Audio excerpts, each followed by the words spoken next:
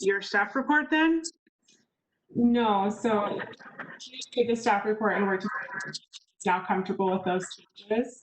And sorry, there's quite a bit of feedback that I'm hearing that I'm not sure where it's from.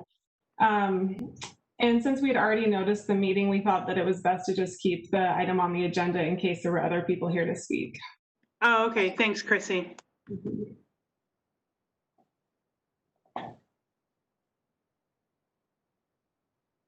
Brenda, you're muted, or Commissioner Shearer. Thank you. No, I'm not. Can you not hear me? We can. Okay. We can hear you. Okay, thank you. So, would the applicant like to add anything? Yeah. Let me just stop sharing. Hi there. So can you hear, this is Jennifer Huntsman. Can you hear me? Yes, we can. Okay, great. I think, mostly we'd like to address any questions or concerns of the commission. I'm here today, my husband Scott's here in case there are questions. Also, our architect, Richard Moore, is on, and I think he has some things to share. I just want to quickly say thank you to the planning staff, especially Chrissy Gilmore, who's kind of taken the laboring oar on this. The staff has been fantastic to work with, very professional, responsive, knowledgeable. It's been great. Thank you also to the commission. We know you have a very packed agenda, and we're going to try and make this as efficient as we can, but make sure we address any of your concerns. I just want to say briefly, until a couple of years ago, I've actually lived in Federal Heights in the neighborhood where this lot is for about 14 years, since my kids were teeny tiny. My husband and I have been looking to move back to the neighborhood because, well, we love a lot of things about the neighborhood. Including the camaraderie among the neighbors. And we had a good experience with the neighbor who raised a concern on this project where we were able to sit down with him and really work through the concerns. Our architect, Richard Moore, is going to talk for just a few minutes, has worked pretty darn valiantly, we think, to avoid the need for a special exception on this, very challenging lot. And after his pretty tremendous creative effort and a lot of collaboration with our builder, we've arrived at a design that is substantially smaller than allowable for this lot. On most of the lot, it's substantially under the maximum height restriction in almost all areas. We don't have any soaring ceilings or anything like that. And we think it stays true to the character of the neighborhood, which we love, which is why we're moving back.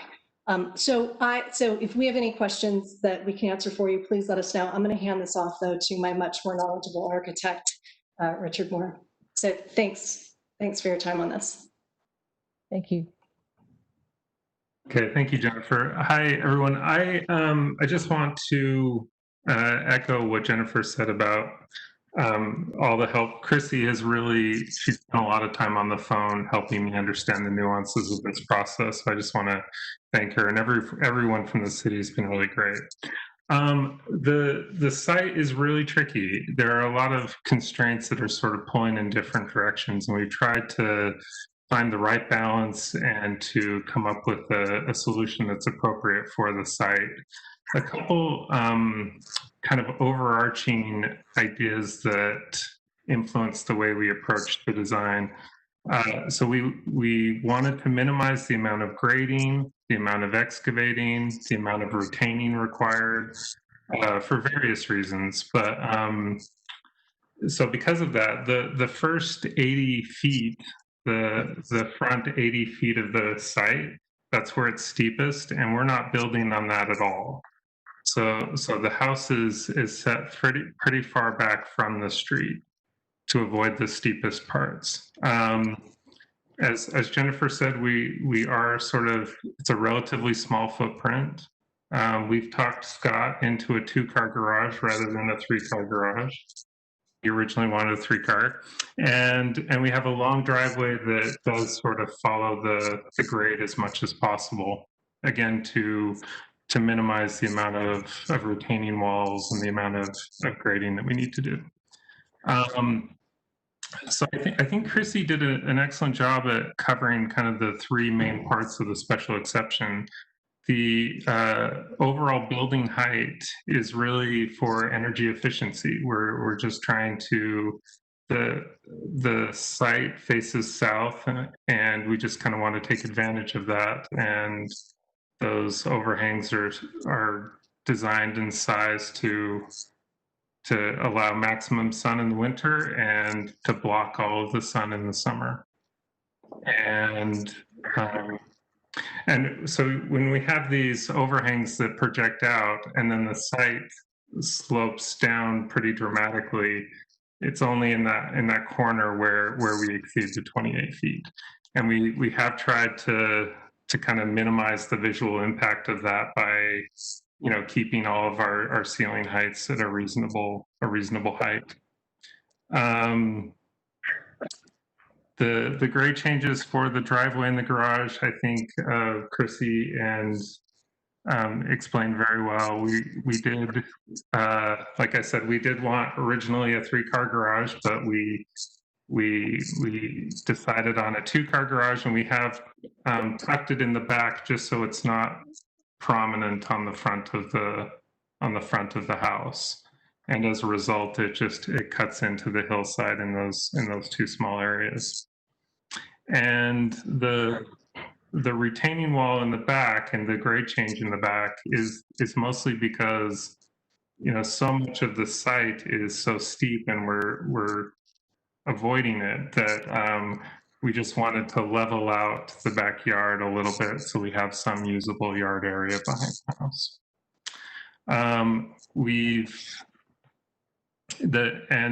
As Christy mentioned, it is hidden. Any retaining wall in the backyard is hidden from the street and from the neighbors. We've thought a lot about the neighbors, and Jennifer and Scott have been very proactive in working with the neighbors. We have a good buffer of trees on the north and west sides of the property. On the south side, or the side facing the street, we do have some tall, mature trees, and we're hoping to keep those. We are planning to eliminate one of those for the driveway, but we would like to preserve those if possible. And on the east side, this was the neighbor who was concerned about his view. I mean, and we have worked with, they have worked with this neighbor and considered his view corridors and made sure that we don't, that we're respectful of the view from his property. From his property, the house is well within, from the east side, it's well within the 28-foot height restriction. It's actually at the least, it's 4 feet below. So we feel like it shouldn't have any impact on any of our neighbors, but and I think that's all I have. Thank you. Is there anyone who has any questions for the applicant? Hearing none, I will move to a public hearing. Is there anyone from the public who is here to address this particular item on the agenda, item number 1? I do not see any hands coming up. Email. And nothing has come in via email. Thank you. Thank you. Seeing no further public comment, I'll close the public hearing. Is there any discussion from the Planning Commission? Madam Chair, I'm ready to make a motion. Thank you. Based on the information in the staff report, the information presented, and the input received during the public hearing, I move that the Planning Commission approve PLN PCM 2020-00639. I'll second. I have a motion from Amy and a second from Matt. Yes. Thank you.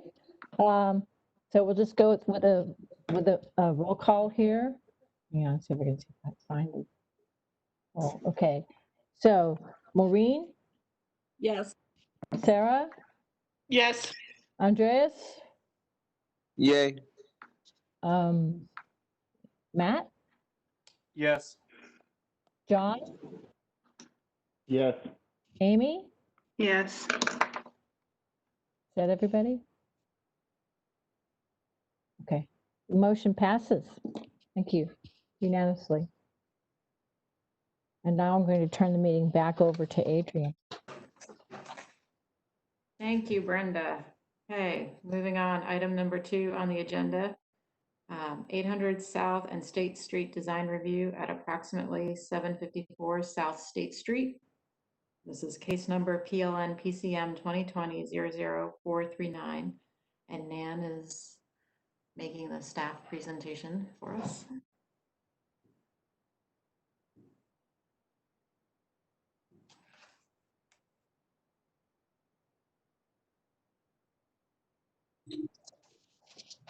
Thank you, Chair.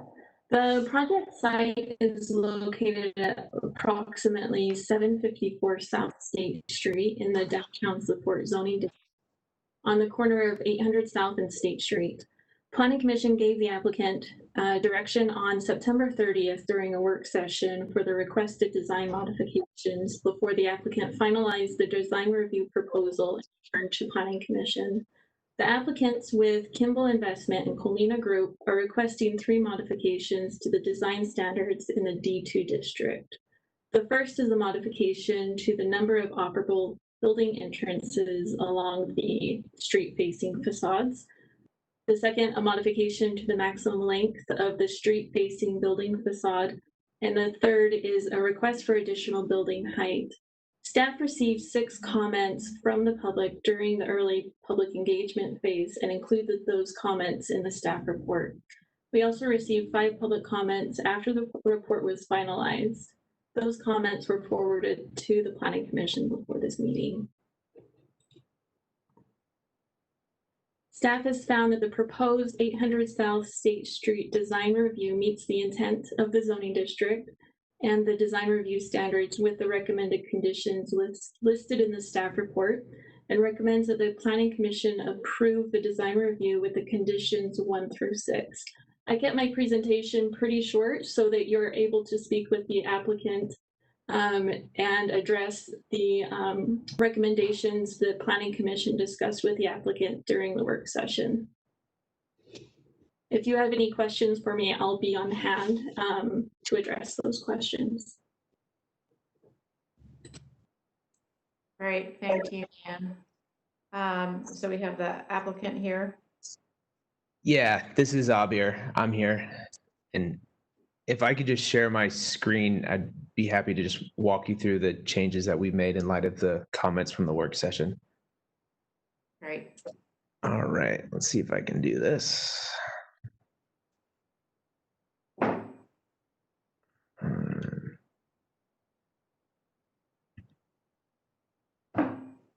All right. Can everyone see that okay? Yes, thank you. Okay, awesome. Well, first of all, thank you so much to everyone for your time, and especially thanks to Nan for all of her late nights and putting this report together to get it to you all in time for this hearing. Really appreciate all of her work. Also, thank you to the planning commissioners for the work session. The comments were really valuable, and I think we've got a better project as a result of that process. You know, based upon the comments that we heard, the main issue that we're hearing is the facade length. And I want to talk to you about that today. Let's see, can I go to the next slide? There we go. The facade length is long. We understand that. We know in the zone, you want it to be 200 feet, and it's longer than that. The reasons for that are that we're developing a greater area than just this one parcel, which is parcel 3 on here. And that area is up against State Street, which is a UDOT road. And UDOT has some strict standards on how many public streets can intersect a UDOT road. And so based on that, we put the public street to the north of our project that aligns with the mid-block crosswalk. UDOT told us where that street should go. And so we worked with that to try to see what we could do to break up the facade even more. What we ended up doing was we inserted a private service alley. We know it's not a public street, but it is a private alley, and we feel like that sufficiently breaks up the facade. If the public road is going to be on the left side of this page, which is the north, And then you've got the service alley in the middle. The facade length between that public road and the service alley is 115 feet. And then the facade length from the service alley to the end of our building on 800 South is 198 feet. And so that's what we've done to break up the building. And I know, Amy, you had asked kind of how we treat that service alley and that gate, and I'll walk you through that here in a minute as well. Let's see, is this, yeah. Before I do that, real quick, John, you had mentioned in the work session to try to see what we could do to break up the building mass up above the ground. And so we've spent a lot of time trying to break up the building to make them look like different buildings. They are connected, but we've got this interior courtyard here that's pushed back. So from the street, it'll look like two separate buildings. And specifically, John, we addressed your comment of the balconies. And we created these shrouds around the balconies that'll not only give pedestrians, but also vehicles and people from across the street. It'll really hopefully break up this facade and make it look like it's a separate building. So that's one of the changes that we did. Now, getting back to the pedestrian experience, which, Amy, that was one of your concerns. This is a shot of our new street and State Street. And this is where we're going to have a 2-story retail tenant. We're hoping that it's a grocer, but we're going to have a mid-block cross that comes, a mid-block crosswalk that crosses State Street here. And what we've done to really activate this is we've set the building back from the property line. And that allows us to have outdoor dining that's covered and really have this active edge. As you move further to the south along State Street, you can see here on the bottom right, you can see kind of where the outdoor dining ends. This is the service alley, and this is what we're doing to treat the service alley. Service alley will have a gate on it, and we really think that this is a great opportunity for us to bring in art. And this is just an example of what the art could be. But the idea is to have it on the gate. And by the way, that gate, initially we had showed swing doors. We're actually doing an overhead coiling door. But the art will not just be on the gate, it'll also turn and be on the wall. So it'll be engaging to pedestrians as well as cars that pass by. And it starts us to the transition over to the residential portion of the building. We've got the concrete stair tower here, which is board form concrete. And then Sarah, you had made a comment about really drawing attention to the residential lobby, and we heard you. What we did was we extended that expression. We made it wider, and we created an illuminated glass element to really highlight that entrance to the lobby. That's a 2-story volume lobby, and we'll have a nice light fixture in there, and you can start to see signage on that lobby designating where residents should go. As you continue further south on State Street, you start to get to what we call our Maker's Row. And this is our small retail locations in our building. And we've maintained the expression above that we had in the work session, where we have the building facade above that kind of extends. It apparently looks like it extends the retail. So it shows some prominence and it distinguishes it from the end caps. Once you move further south from Maker's Row, you get down to the corner of 8th South in Main, and we've got a 2-story retail location here. I know there was a comment to try to distinguish that from what we had on the north side, but we really felt like we had a lot going on this facade, and we wanted to make them look similar to really anchor these two corners. So this is the 2-story volume of retail that we've got on 8th South in Main. And then moving around to the 8th South facade, again, there was a comment to try to break up the facade. So what we did was, instead of that brick extending in the middle, we have this break. And that break is doing 2 things. One, it's drawing more attention to the entrance and exit of the parking garage. And the other thing that it's doing is it actually gave us this idea to extend our dog run up there. So people and their pets will have the ability to interact with people on the street. And so we're really excited about that. And then, Brenda, you had mentioned the west facade. We spent so much time talking about State Street. Let's talk about the west facade. And so here's kind of a shot of what's looking on the west facade. If you'll remember where we were showing this art, this is our transformers are behind this wall, and that's what's going on there. This is an image of the west facade, and one thing that's interesting to note, on the right-hand corner, that's going to be another developable lot. We don't know what we're going to build there, but there will be a building there. So we wanted to show a massing to designate that. But the comment here was really about the metal screen, and it looked like it was one long metal screen. And so what we did was we included this decorative element that's really kind of spilling down from the amenity deck above, and it's going to be illuminated, so it'll draw people's attention. The lights will be focused downwards, part of the city's dark sky ordinance. And so that'll be a cool element. The other thing that we've done is we've put marquee signage above the leasing office entryway. This is one of our primary entrances for when new and prospective residents come into the building, and we wanted to differentiate it from the other retail entrances that you've seen in the other parts of the building. You'll also start to notice that in the middle of the image, we've got signage for parking, so cars know clearly where they need to go. And again, Sarah, if you go a little bit further south, you'll see that iconic glass element that'll be illuminated that will designate the western resident entry. And on here as well, you'll start to see kind of the connections to the park in the mid-block. You've got that mid-block crosswalk and the connection to the park there. So that starts to take shape on this side of the building. Here's a close-up of that entrance. You can see how we've got outdoor dining right there to activate that space as well. Again, it's all about this living edge. Here's a shot of the building. You can start to see at night how the signage will be lit up, how this decorative element will be lit up. And I want to focus on this corner of the building. This is another change that we've made. This originally was a co-working amenity space for our residences, and we're really starting to view this more as like a living room for the building. And we've set back the wall of that co-working space and created this really nice outdoor patio that'll overlook the park. Again, just trying to bring activation to the street face. And this is just kind of more of the same as we're walking back around State Street. You can see our new street, and you can see the colonnade that we've got with the setback, how it lines up with the mid-block crosswalk on State Street.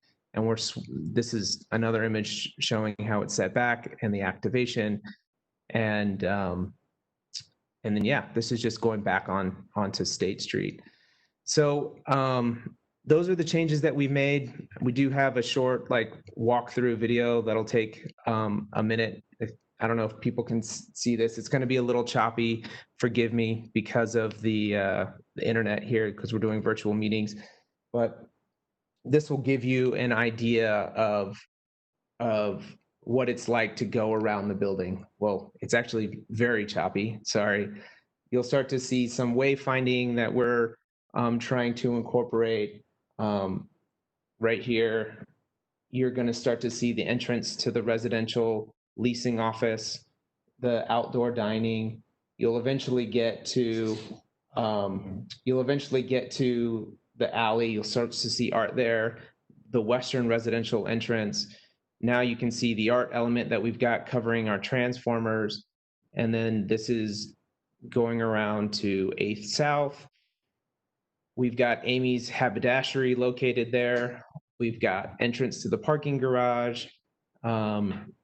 And then we've got our retail. And then going around to State Street, you'll see our corner retail anchor tenant, as well as our Makers Row spaces.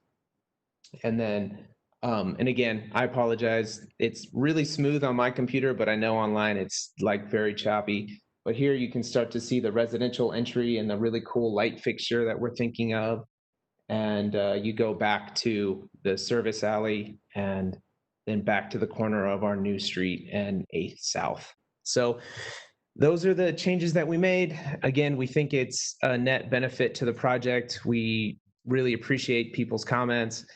We know that the facade length is a concern, but we feel like with breaking it up with that service alley really accomplishes that goal of trying to break up that space. And we're putting in a public road. We're going to be putting in a large public accessible green space. We're going to be doing a lot of things that we think are an overall benefit to this neighborhood, and would love to hear your feedback on the changes that were made, and open it up to any comments that you have.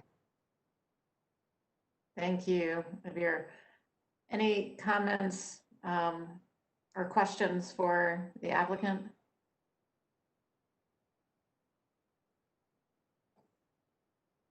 No one?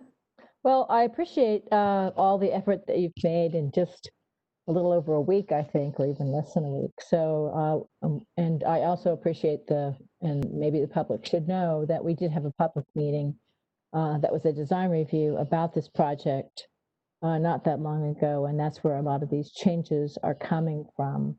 So I do appreciate the changes that you've made, and I don't have any questions other than that or comments. Thank you, Brenda. Okay. Well, we will then go to the public hearing. Just as a reminder, we allow the community councils 5 minutes to speak on an issue, and individuals have 2 minutes to speak. There are ways to provide feedback, as Michaela mentioned initially at the beginning of our meeting. So at this point, I'll go ahead and open the public hearing and ask Michaela if there's anyone here or out there from the community council who's indicated an interest in speaking on this item. I'm slightly shocked, but I don't see any hands up from the public, but we do have one general email that Nick is going to read into the record. Okay, great. All right, thank you. This comment comes from Pamela Starley, and she would like this comment to be considered not only for this item, but for the other items on the agenda as well. It reads, Dear Planning Commission, hello. I think this is less than 3 minutes long, and I request to be read aloud. And my first point is that I hope, encourage, and ask that you read all the many emails that you are sent to you. Since I am just a little concerned that might not happen, I'm asking mine to be heard. Thank you. Second, I want to advocate for strict adherence to construction ordinances and the avoidance of exceptions. I don't know where ordinances or building rules are set down, but from what I've understood, you have the power to make exceptions to them, called variances. That's a question. Maybe those are part of a master plan. Maybe those have been decided upon by input from citizens in conjunction with city planning. The developer first submits a building plan to the city planning department, and then may or may not have to submit the plan for approval to your commission or the Historic Landmarks Commission. I understand there are lots of steps all along the way, but I have noticed that developers routinely ask for exceptions to the rules, such as narrower easements, higher roof height, non-historical structural designs, fewer trees, and less parking. I, along with most people, I think, am concerned about parking and trees. Others might be more concerned about design issues. I'm of the strong opinion that such exceptions should not be allowed at all, or else very seldom. And the reason would need to be really compelling. It seems all a developer has to do is ask the variations are allowed. Then an already somewhat undesirable building becomes even more disappointing when its footprint is bigger, its concrete is more, its cars have no place to go. We want to feel that you're looking out for us. We are trusting and hoping and relying upon you to hear our anxieties about cars and density and other things. Will you please be conservative about the exceptions you make that don't serve the earnest desires and concerns and needs of the people around here? Some safeguards have already been put in place. Please do not diminish or remove them bit by bit, one by one. Thank you. Okay, thank you, Nick. I don't have any other hands up or any other comments. Okay, great. Thank you, Michaela. I'll go ahead and close the public hearing and bring the discussion back to the commission. Madam Chairman, I have some questions for the developer. So I'm actually really excited about this project. Of all the projects we've seen recently, this one I've been probably the most excited about. I've been walking that block. I've been really researching the packet, and I like the changes that you made. So thank you for the good work and the thoughtfulness that I feel like is going into this overall project. As you were showing us the video, you were talking about, you mentioned wayfinding signs, and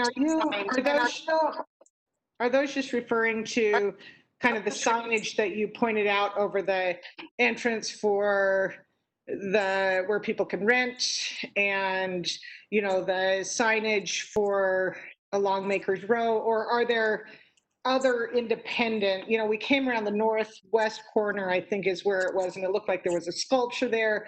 What are you using so that people can really identify in this massive space? You know, how are you helping them break it up with landmarks and things like that? Can you talk further to that? Yes, for sure. So yeah, the wayfinding is definitely in addition to the traditional retail signage that you would see. And like what we want to do, we're working right now. I've been in conversations with Derek Dyer, the Utah Arts Alliance, of trying to figure out a way to create wayfinding that's through art. So whether that be sculptural or something like that, we haven't ironed all those details out. And so in that video, you saw something that looked like a big inverted L. That the idea for that is to be some sort of art element that directs people to, we're creating new city streets, so we want to let them know where they're going, but also like, here's the park, and here's like an office building, or here's something else. And so that's the idea in wayfinding that I was trying to talk about in the video, in addition to the traditional retail signs that you'll have around the building. Thank you. That's good to know. And speaking of, so I think this is my last question. Speaking of these new streets, I don't know if this is your decision. This might be staff that can answer this. Will they be named for streets that, the mid-block streets that were already on this block, or were there ever any? Or will these guys be able to just pick the names of their streets? How will that work? I'm just curious.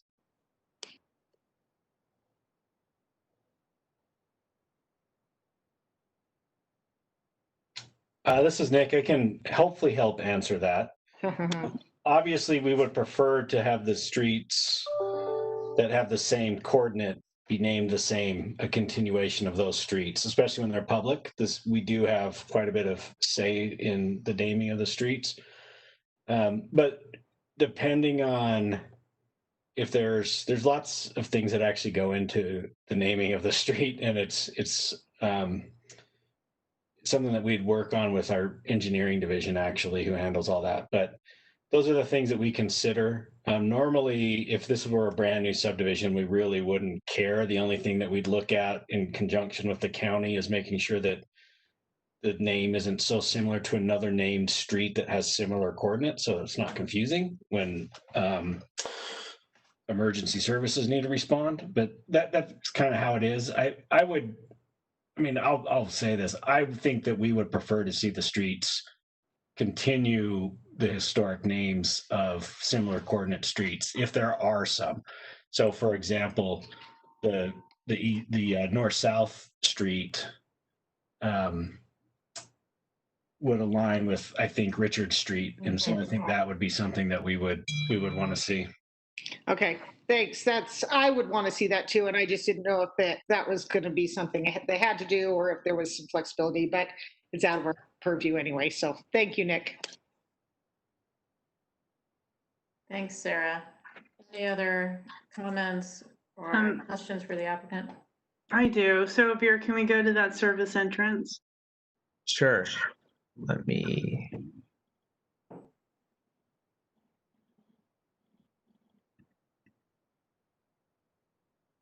Okay, so I do also want to say, good job on responding to a lot of those things in such a short period of time.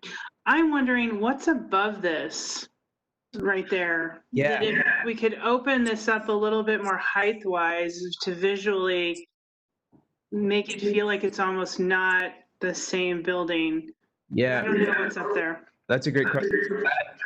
That's parking right above it. Ah. And so the floor is parking. But the alley itself is 2 stories in volume.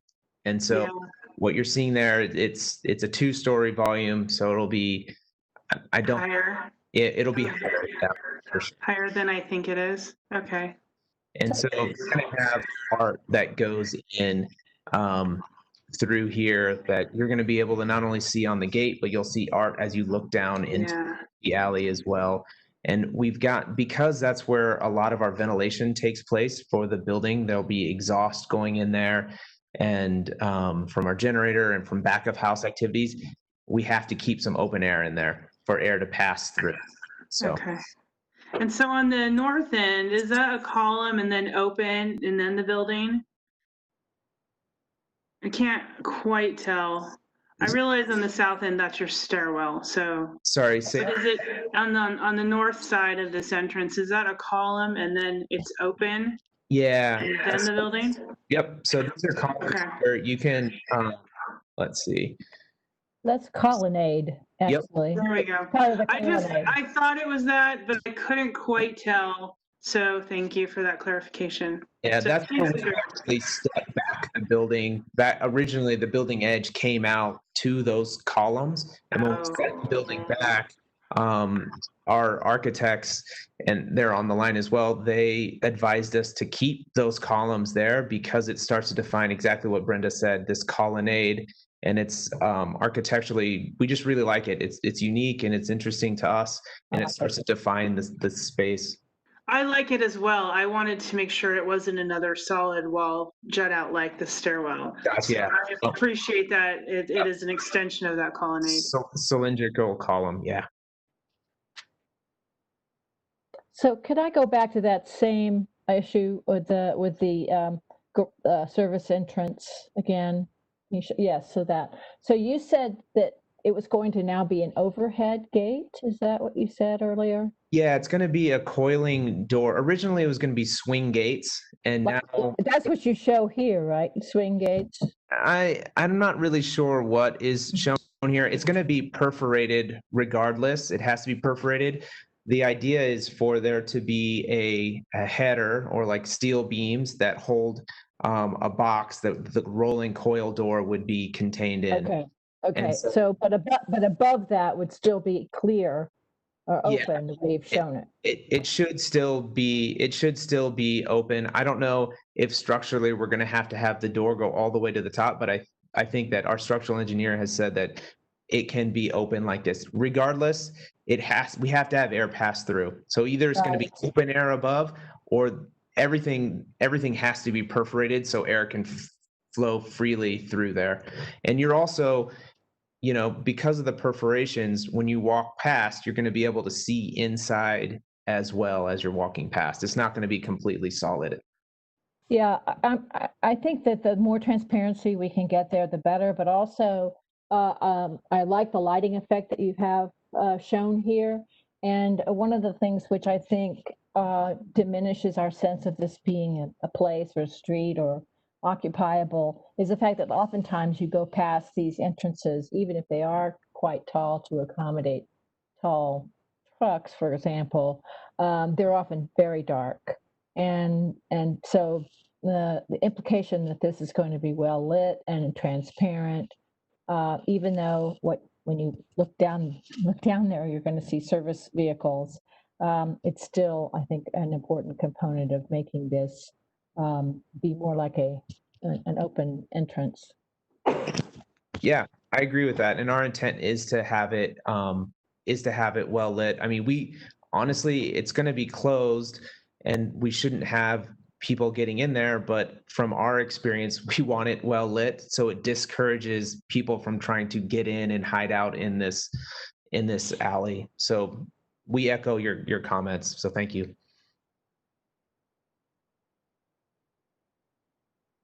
Any other comments or questions for the applicant or for staff?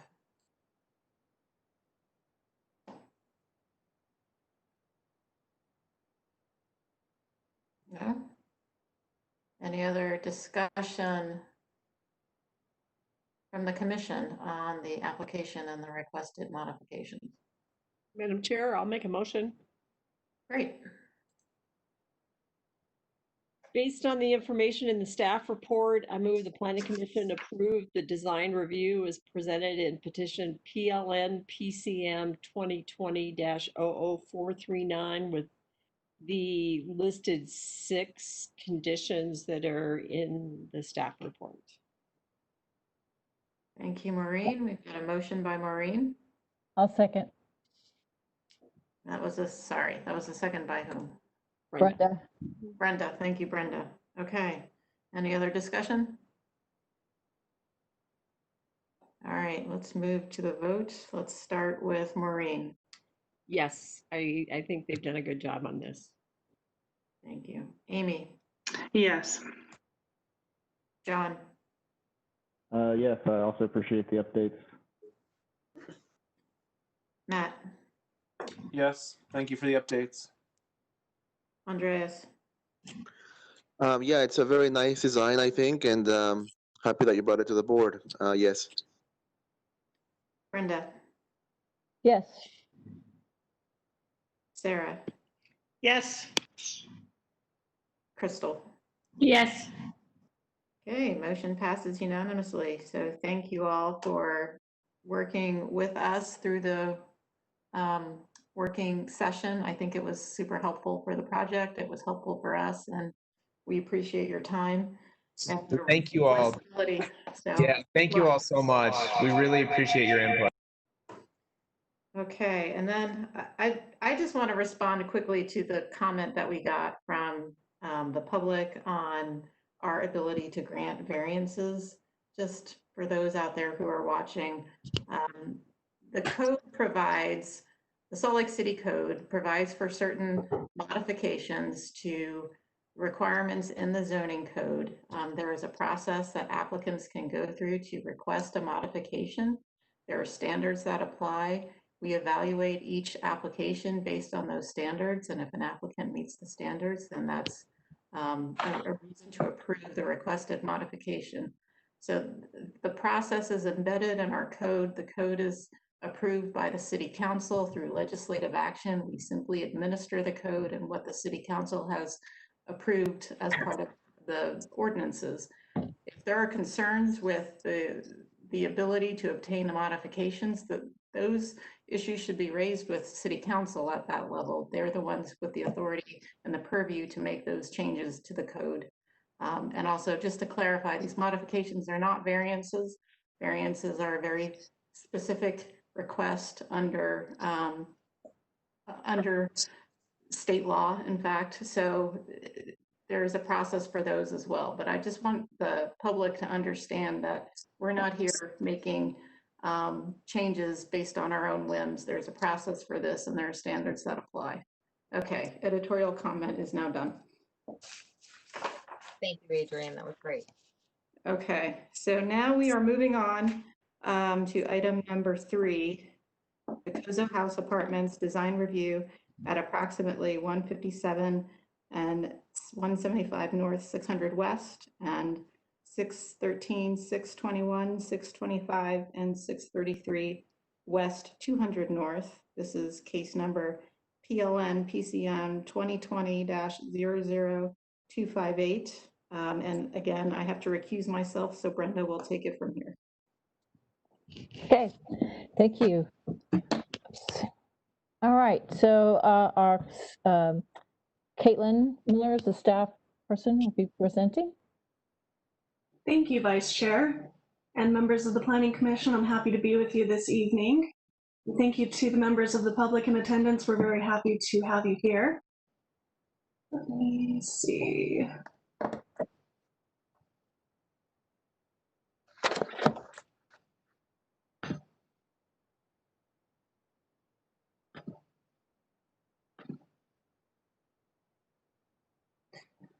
So this is a request for the Kozo House Apartments. It is a design review application that is coming before you to request a modification to the maximum length of a street-facing facade, which is found on the northern face of the structure, as you can see in this rendering here.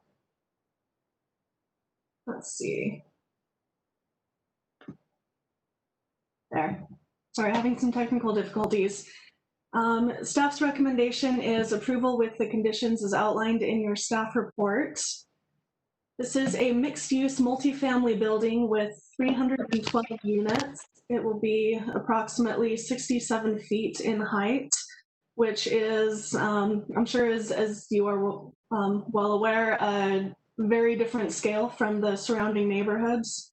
It is across the street from the SR3 and SR1A zone, where we have some existing detached single and two-family residences, and there are also some detached single-family residences across the street to the east, kind of sandwiched between this proposal and an existing multifamily building as well. The 7 subject properties are outlined in the map on the right in orange. As you can see, it encompasses a number of parcels between 200 north and 600 west at that northeast corner. The applicant is also proposing the inclusion of some commercial amenities as part of this project, equating to about 7,268 square feet of commercial amenities. So this is a project site plan showing the overall footprint of the Kozo House project. As you can see, this northern facade is approximately 300 feet in length. So the applicant has proposed the inclusion of this 30-foot wide amphitheater style staircase to break up and further modulate the building and kind of make it feel like the facade is not quite so solid. As you can see, they've also included some landscaping and street trees as well as some public amenity spaces as part of the project.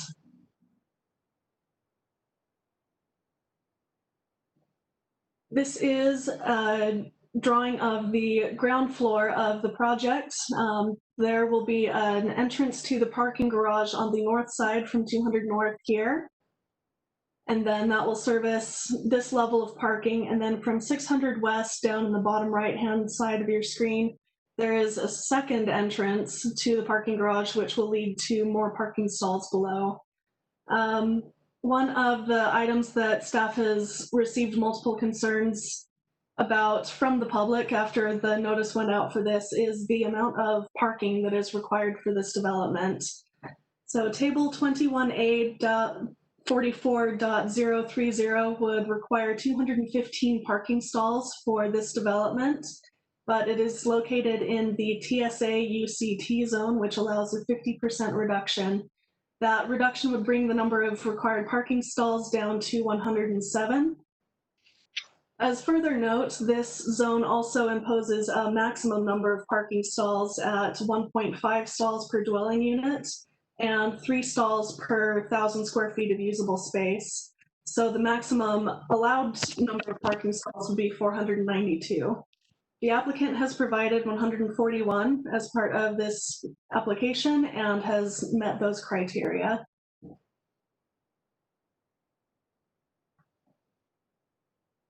Now, additionally, in your staff report, there was a note of a request for a maximum length of a blank wall and a maximum distance between doors. However, upon further discussion with the applicants, the plans that were submitted as part of this proposal were not permit level, so the applicant is not requesting those 2 modifications. They are intending to add louvers and a treatment to the blank wall, and they will be adding more doors at the permit level. So the only modification that they are asking for at this point is for that maximum length of a street-facing facade that we discussed earlier. So we've got a couple renderings of the project here. This is the Kozo House Apartments as viewed from the north looking southeast. And we have some site photos of the existing homes and the surrounding neighborhood for your consideration. So a notice was sent out to the Fair Park Community Council. Staff did not receive any comments or any request for a presentation from the Community Council. An early notification was mailed out to property owners and residents in June, and of course we follow that up with the public hearing notice. We did receive roughly a dozen comments which were included as part of your staff report packet and some further attachments. And then we have also received a couple dozen comments in the past few days, so we have uploaded those to your Dropbox for your consideration as well. And I don't want to take any more time away from our applicants, since they'll be able to present the narrative of the project and the overall vision. So this concludes staff's presentation. I'm happy to answer any questions if you have them. Thank you.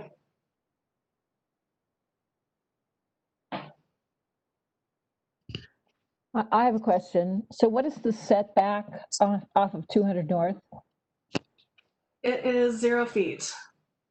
So the building is built to the property line. 200 North is a very wide right-of-way. It's about 130 feet from back of sidewalk to back of sidewalk.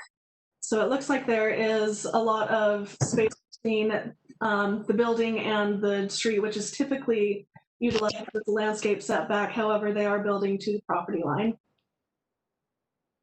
So when we see in figure 5 of the staff report, the very large tree lawn, that remains, correct?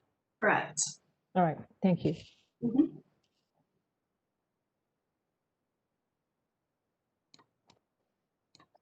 Caitlin, I had David as presenter 1, and I don't see him on the attendee list, so I made Dallin the presenter. Dallin? Yeah. I'm here, Dallin. So I'm with David as the architect. I'm actually the applicant. David submitted the application originally as the architect for the project, but we're both here together, so we can both answer.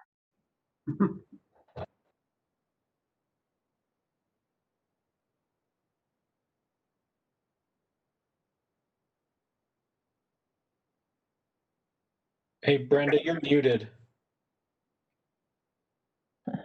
So would the applicant like to present, please? Yes, thank you. I'll present now. Let's see if I can do this here. This screen one.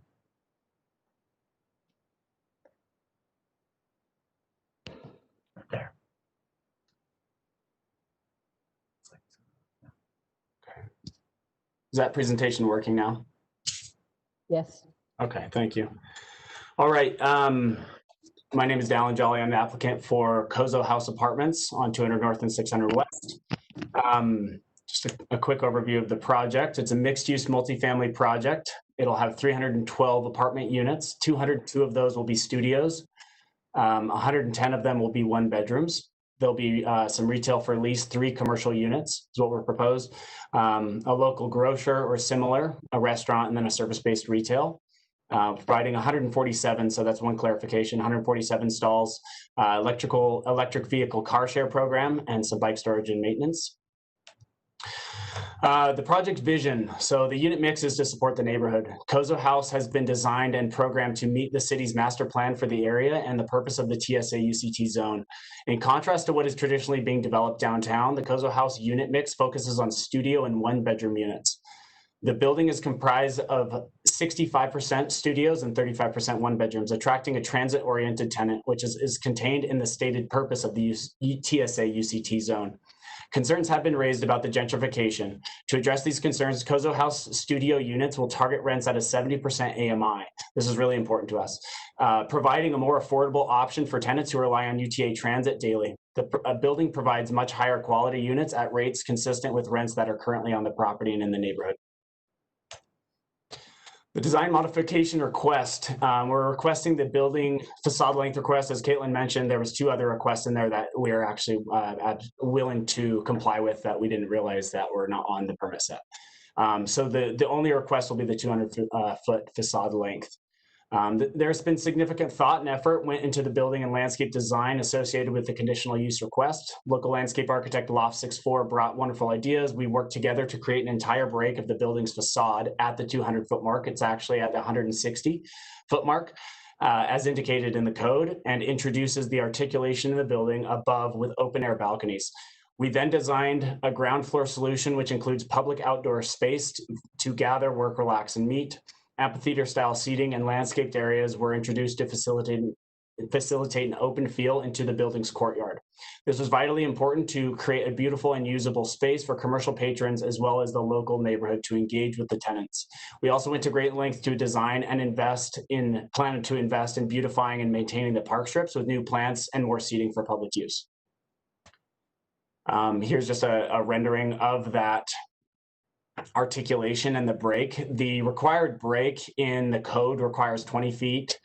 We provided 28 foot of a break here, and it's a full break from top to bottom, which allowed us to have an opportunity to do something with that space rather than just have a break. We wanted to activate it. And so that's what we came up with, this publicly used kind of amphitheater style seating, co-working for the local coffee shop, grocer, and working space that's landscaped.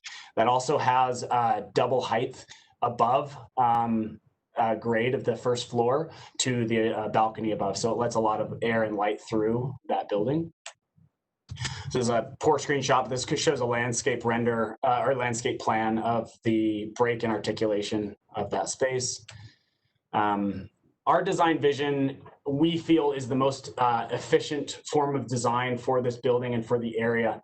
The reason we're requesting the design modification is to better serve the neighborhood and tenants. If the request is denied, we'll be forced to redesign the building into 2 separate buildings, which has been explored and results in the following detrimental impacts that we'd like to bring to the commission's attention. One is that it will actually reduce the parking because the code reads that the building would have to be broken all the way to the ground floor, continuous through the building. That extensively limits the amount of ground floor space that we have that we're currently using for parking. And that as it right now, we have an entrance just to the west of this articulation. So that becomes quite a bit of a problem, especially because parking is already an issue in the zone, and we're absolutely appreciative of that, and we're aware of that. That's why we decided to exceed the parking that's actually required by 40 stalls. This design allows us to have a building that is the most efficient as far as price. The resulting new unit mix, if this has to be broken up, would result in more expensive units, unfortunately, limiting affordable options and the 70% AMI target, which is one of the most important goals of the project.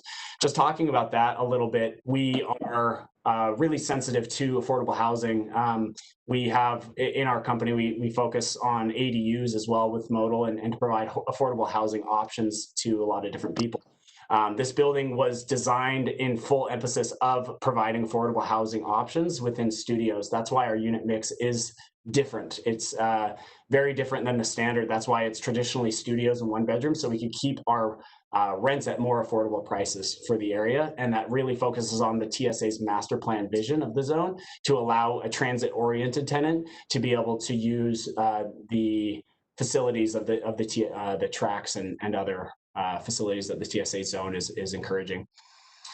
The other thing that we want to talk about is that decreased public use. So if the building gets split all the way in half, as the bill by rights states, it really it cuts that public use kind of amphitheater style seating, and it would basically make it have to be a driveway or an alleyway driving. And so we think that the articulation of the building, the balconies provided above, the open air space through, and the amphitheater style seating is a more efficient design for these 3 reasons. That ends my presentation, and I wanted to turn it over for questions. I know that there's a number of public comments that I would be happy to address and answer any questions that we have, and for the commission as well. Thank you. Do the commissioners have any questions for Dallin, for the applicant or his architect? I do. So on, well, I can't see the page number on in my report, but one of the photos that's showing the length that we're looking at, I think that would be Second North, where the length really goes down. That is a dead end, right? That's correct. It's a dead end. So, I mean, I don't mean to be offensive in any way, but when I look at this, it feels like an office building. It doesn't it doesn't have any characteristics to me that seem to activate public spaces. And if I'm looking at this particular rendering in the staff report, along Second North, that public amphitheater break seems so far down, but it might not be. But it seems so far down closer to the dead end that I think it also misses any opportunity to try to make this not feel like an office building and bringing it closer to 6th West in a way that I think that this would do much better if you were somehow in the design activating that corner. Because right now it all looks the same. It may not function the same, but it sure looks the same. And I think you've missed an opportunity to really address that corner to activate it and bring the break up a little bit closer to that corner so that it had some use to the public, because that's a dead end. And I'm not saying that you should not pay attention to the design down the dead end, because across the street you have neighbors who want to see some things, but I think you've missed a lot of opportunities to really hone in on that multi-use, that to make this feel more of an amenity to the community and to make me want to see this break as a positive. I'm struggling at that point right now. Yeah, and I'm happy to address that. So to meet the code is a 200-foot length. Ours from the corner of the property goes 160. Now that can be brought closer to the corner, but we have to be sensitive to the other side as well, to not exceed the 200-foot length. So we're trying to position it as close to the mill. We can move it slightly, but we got to be sensitive. We can't move it all the way to the corner, because then we'd still exceed our maximum facade length on the west portion of the building. Yes, I still think that we are missing a lot of opportunities along that length to make it feel more open.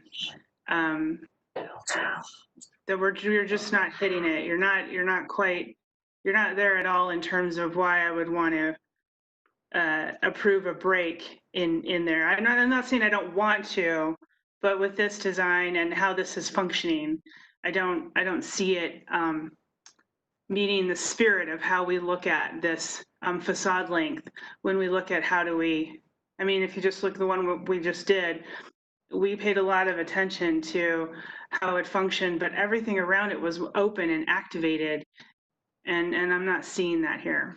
Yeah, and one of the other things I'd like to just bring up was the activation of the retail. So the reason that we have it a little bit further down, we brought it as close as we could, but we really wanted that corner to focus as the retail activation on that side.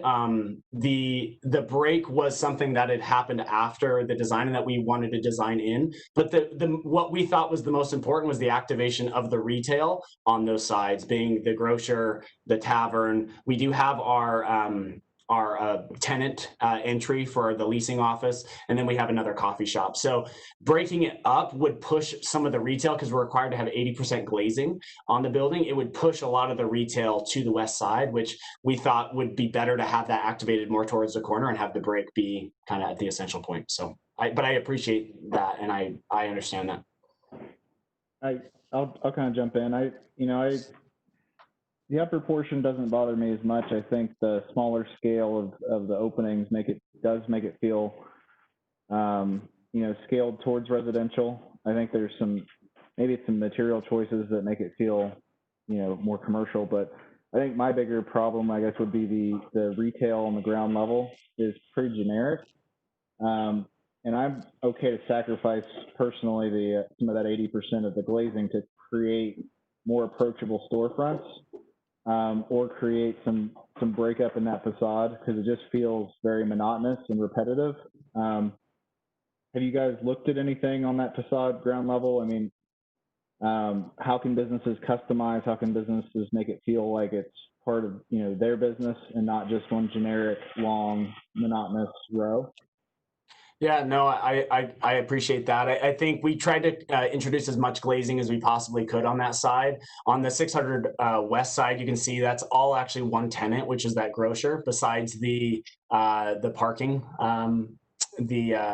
the garage entrance. So we wanted it to be glazing. Now that's going to be a whole, slew of things from signage and wayfinding that will occur there, but we're open to exploring that. Again, we wanted to not have blank wall, and we wanted to have that glazing there. So we introduced the maximum amount of glazing that we could on that front. Instead of having blank wall, we wanted to have the glazing there.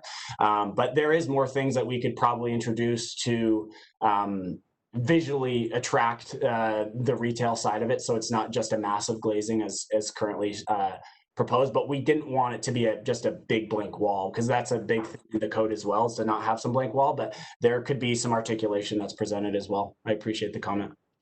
Yeah, I'm not advocating for like 25 different facade materials or anything crazy like that, but I think just breaking it up either through color or some way of articulating that there are separate businesses and it's not just one big facade. So I just wanted to reiterate that. Thank you. Are A quick question. Oh, Yeah, sorry. go ahead. So, I mean, this is a design review and not like a plan development or something else. And so these questions about their target of reaching, this is for staff, reaching 70% AMI for their kind of rental rates, that's not really attached to this project anywhere, or at least in what we're doing tonight, requiring that kind of, below market rates or anything like that. That's not tied to this in any way, shape, or form tonight, is it? That's correct. It is not tied to the design review of their application. All right. And there's no like standard in it, even like requires or ties, affordability rates or anything to it. So it's just something that they're committing to here, but it's not required. Okay, or it's not like required nor can be required of them. Okay, all right, thank you. My question is related. Can we tie it to anything we do tonight? This is Nick. You mean the affordability component? Yes. Well, there'd have to be one of the design review standards that discusses that somehow. And I can look real quick, but I don't think there is. If there's not a standard, then we can't condition something outside of that standard, if that makes sense. Now, if they're might be a little bit different if they're proposing it and that's their plan, but if that proposal component, the percentage of their market resident, it's something that the code doesn't allow them to, or doesn't require of them, and then we can't necessarily hold them to that.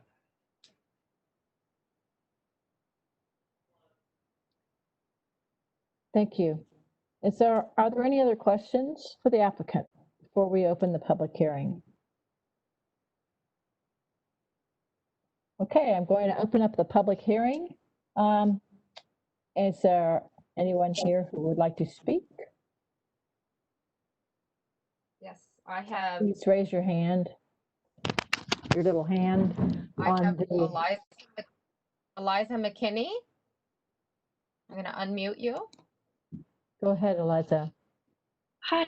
I also sent an email, but I just wanted to address some of my concerns. I am worried about the parking, of what strain this is going to put on the neighborhood. It seems like, especially with so many studios, there's a lot of cars that are going to come along with this development that don't have a parking space. So how is the rest of the neighborhood going to deal with that?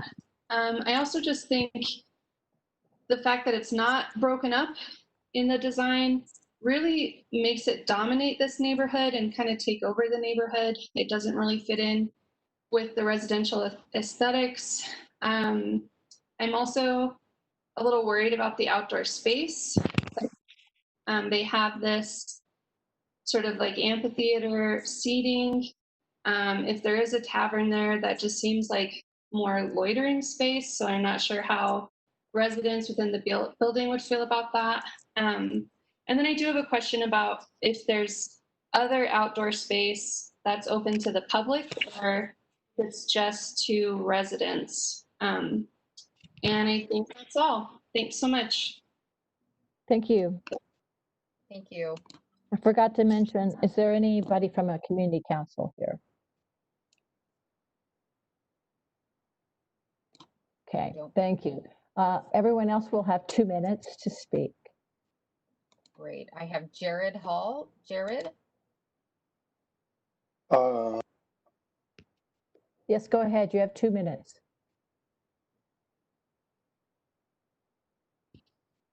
Sir? Jared Hall? Go ahead, please. Jared? Can we? Hello? Jared, we can hear you. Oh, you can Jared, hear me? Yes, Can we you can. please stop Okay. hitting the mute button? I think I'm unmuting you and then you're muting yourself. Oh, okay. Perhaps. Go Perfect. ahead, sir. Yeah, so I live on 6th West and about 4th North, and I am super excited to see this project come in. The houses it's replacing have been in not great shape for the 12 years I've lived here. I'm super excited to see, some potential retail coming in here. Like, it's great to live so close to the city, but it also, anytime I want to go anywhere without a car, it feels like I live forever from the city. And seeing these sorts of businesses come in here, and I understand that we need a certain amount of density in order for those businesses to survive. I think this project is doing a great job of that. For me, I think the way they're breaking up the 200-foot facade length is a pretty great solution. Like adding that sort of public, or at least semi-public space that connects, that kind of provides some amenity for the public for the building, I think is great. And also, like, it doesn't show much in the rendering that is shown now, but looking at the site plans, it looks like they're doing a really excellent job with the Park Strip Way and providing a lot of public amenity there that is not typically provided in apartment complex. So that's all. Thank you.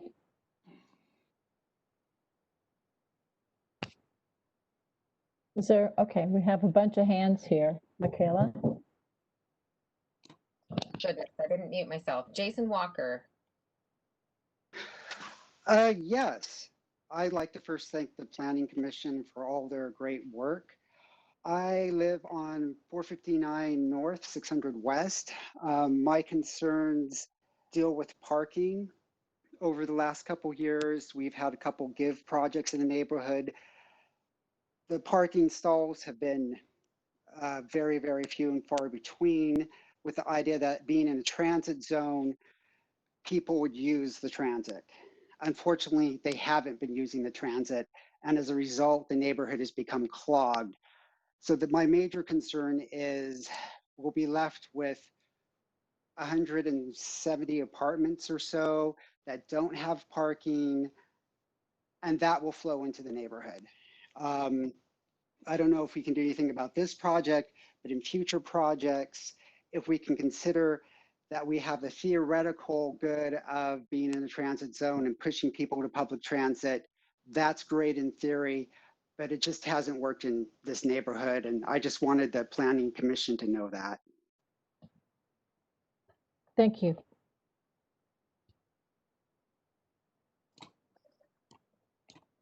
Maximo? Yes, my name is Max Guerra. I live on 200 North, which is just across the street from where this project is going in.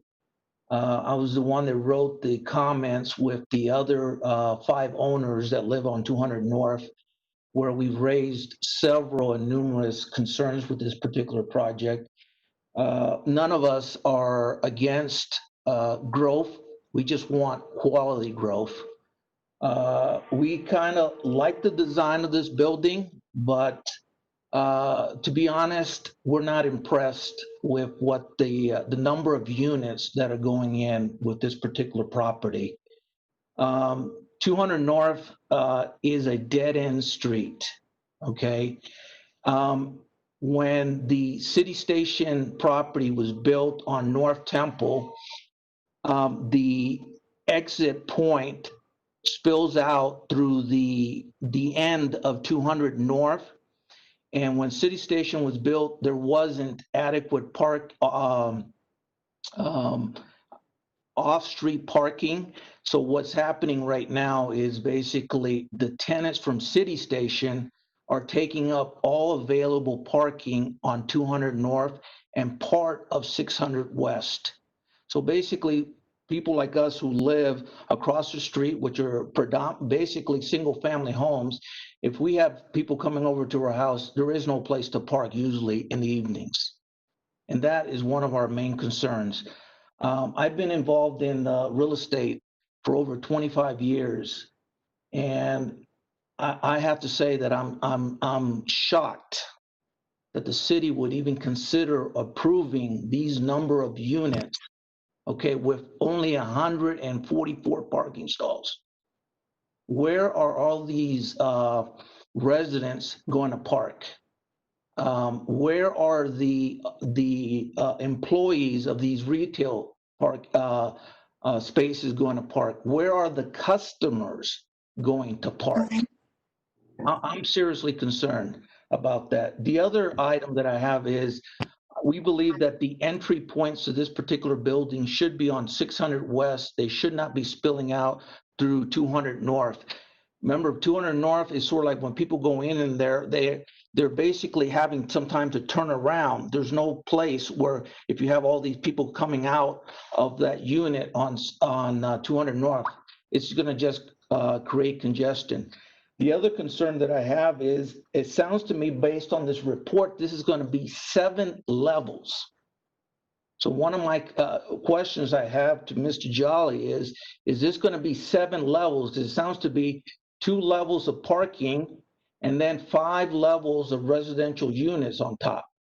So that is not even fitting in with the character of this community that we have there. Mr. Guerrero, your time is over. Okay.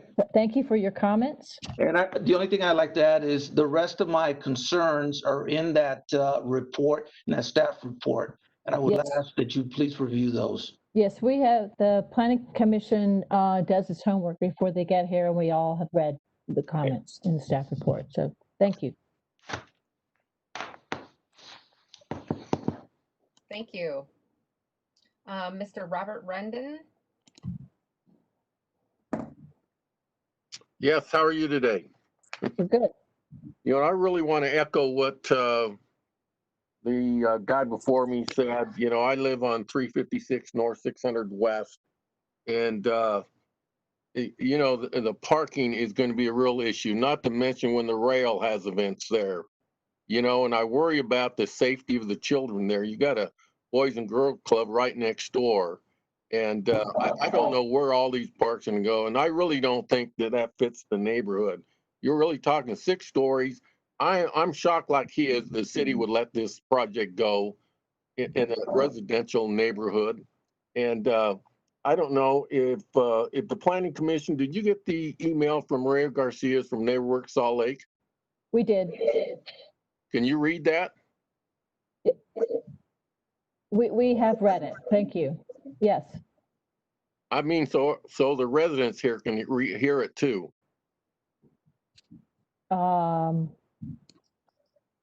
We can go ahead and put that on our public, on the planning website. So you're saying you're not going to read it, is that right? Well, you mean to read it out loud? Yes.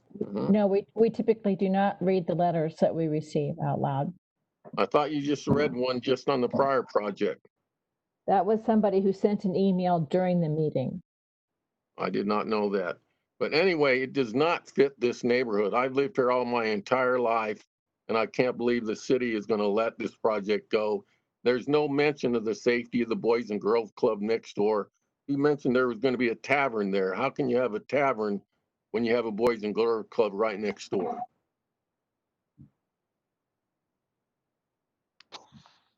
But really, this kind of project should not be on a residential street. It should be on North Temple or State Street and 800 South, but not in a residential neighborhood.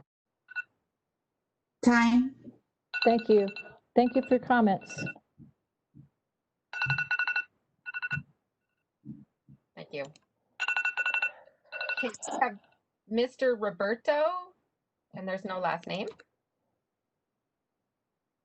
I'm Roberto, and I'm with the Brown Berets.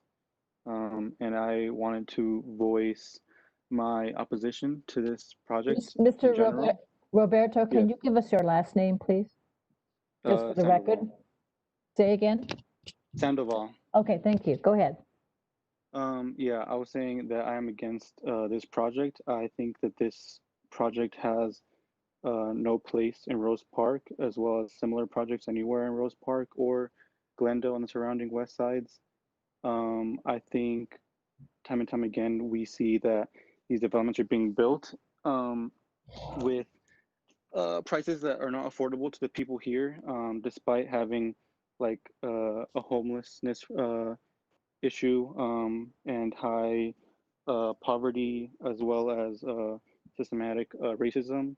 We know that these very expensive apartments are a contributor to gentrification, which are part or results a lot of times in police brutality, such as in racial profiling of citizens that are around, and just pushing people out of the neighborhood, which have historically been here for a long time. So I ask you to oppose this and to listen to concerned citizens, not just ignore them as has been done in most projects on the west side. Thanks.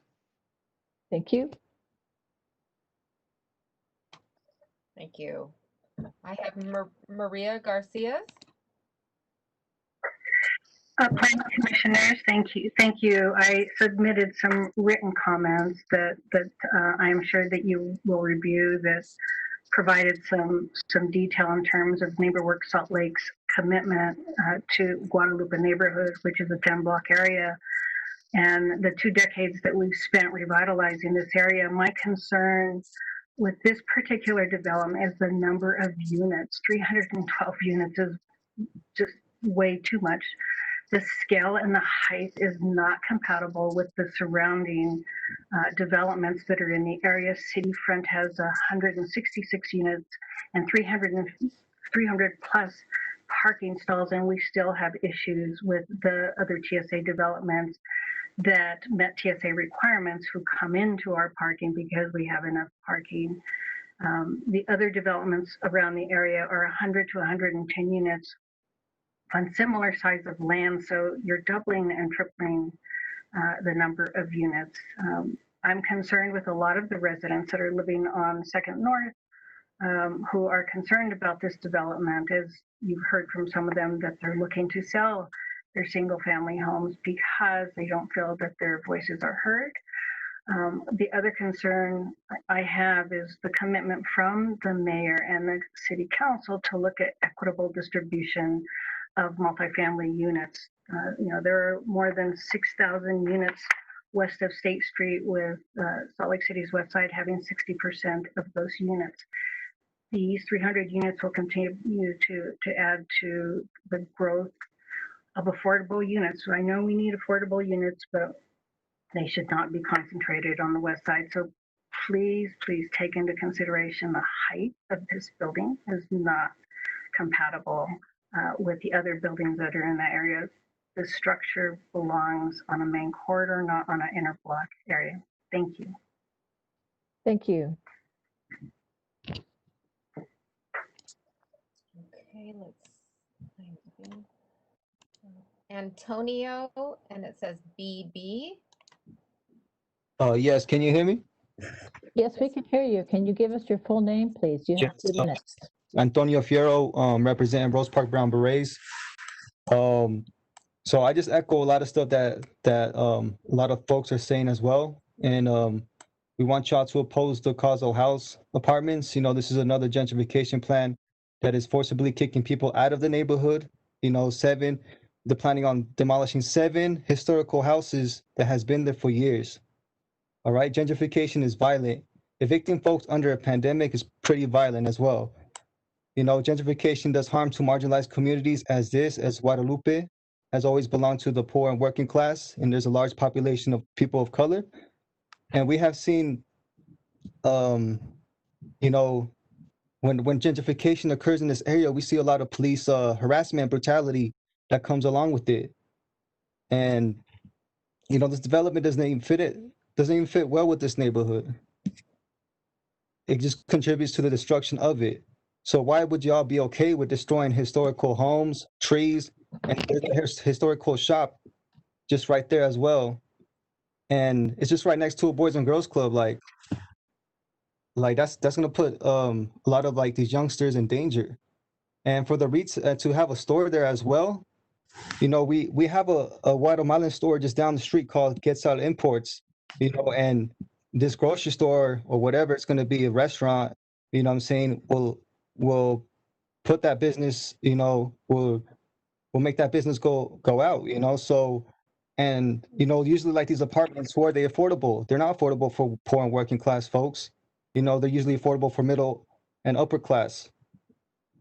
So to preserve the integrity and culture of Guadalupe neighborhood, we ask you guys to please oppose these apartments. Thanks. Thank you very much.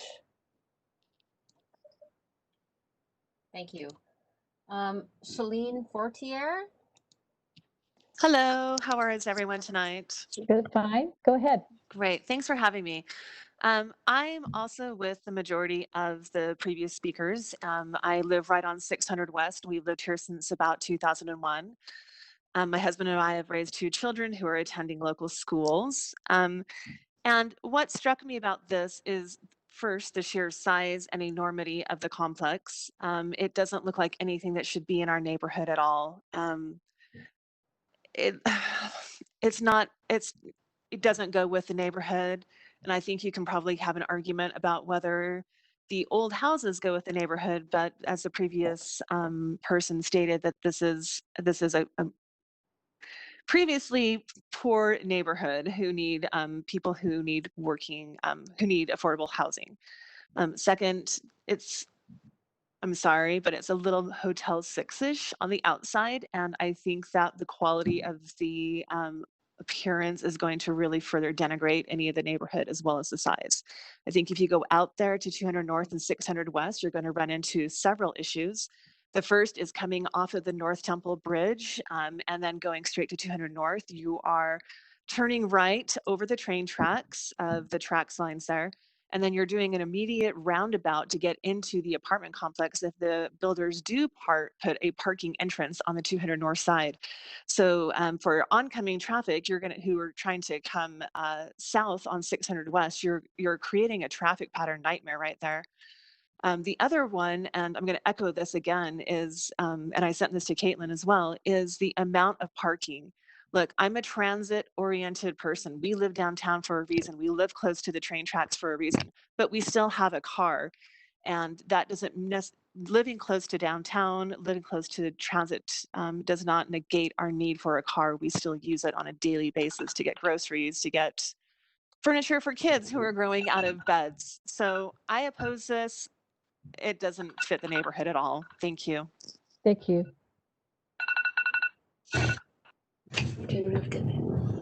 Okay, thank you so much. I have Sarah Lar. Pardon me. Sarah? Yes. Go ahead, Sarah. I as well want to reflect all of the opposition. This does not fit in this neighborhood. I agree with the traffic. I do not think that it is well advised to create this here. On top of that, you have West High right there. So that also creates extra traffic for the high schoolers. And there's already issues with pedestrians with West High.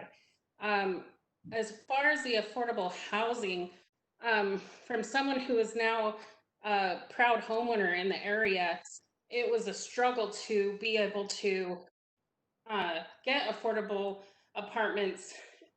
So when they say that it's affordable, it's really not for like certain people that struggle or don't make as much money. A lot of the jobs right now are part-time. They're not full-time with great pay and benefits. You have to be like really high up in the chain to actually afford some of these quote affordable housings. Because I have been there and I didn't qualify for cheap housing and I didn't qualify for any affordable housing. I was right in the middle. So that raises a concern. On top of this, this is all about transit, and transit in Utah is inefficient. If you visit other cities, like the transit is on point, but here it is not. So I don't see where that even comes in as a benefit. But yeah, I 100% oppose this. This should not be in this neighborhood. This is a single family unit neighborhood. Thank you. Thank you very much. Thank you. I do not see any other hands up from members of the public if you wish to speak. Do we have any emails from people who on this project? There were 16 emails that were sent into the planning public comments. All of those were put into your Dropbox, so you have those available. Yeah. So, seeing no further public comment, I'm going to close the public hearing and take it back to the Planning Commission for questions and discussion. But I have a question actually for Caitlin, which is why is this being allowed at 67 feet when the maximum is 60 feet? That is an excellent question, Vice Chair. So as part of their submittal, the applicants also applied for a TSA score since they're in the TSA zone. And they actually achieved a score that would have allowed administrative approval of this application. They've come to the Planning Commission, of course, to make the request for the design review modification. However, they did score quite highly on that rubric. And as part of the ordinance in the TSA zone, it does allow for one additional habitable story if you do make that qualifying score. So they did qualify for that additional habitable story, which is why it's at that 67 feet in height. So this is a transition area.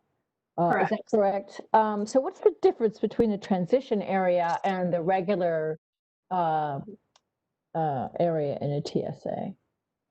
The transition area is intended to provide a kind of a movement from the higher intensity core uses into the surrounding,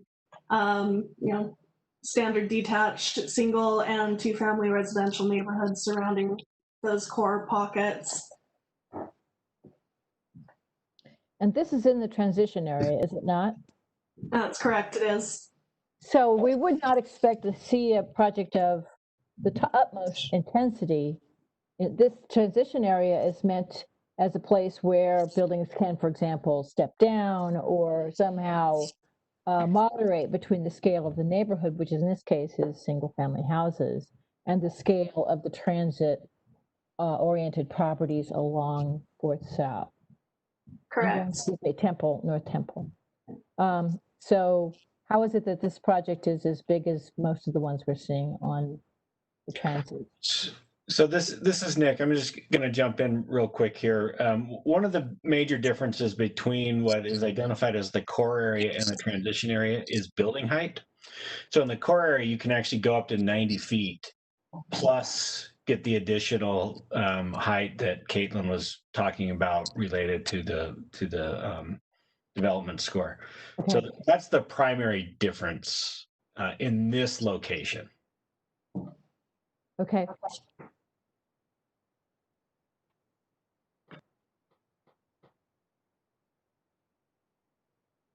Okay, that's all the questions I have. Does anybody else on the Planning Commission have questions for the applicant?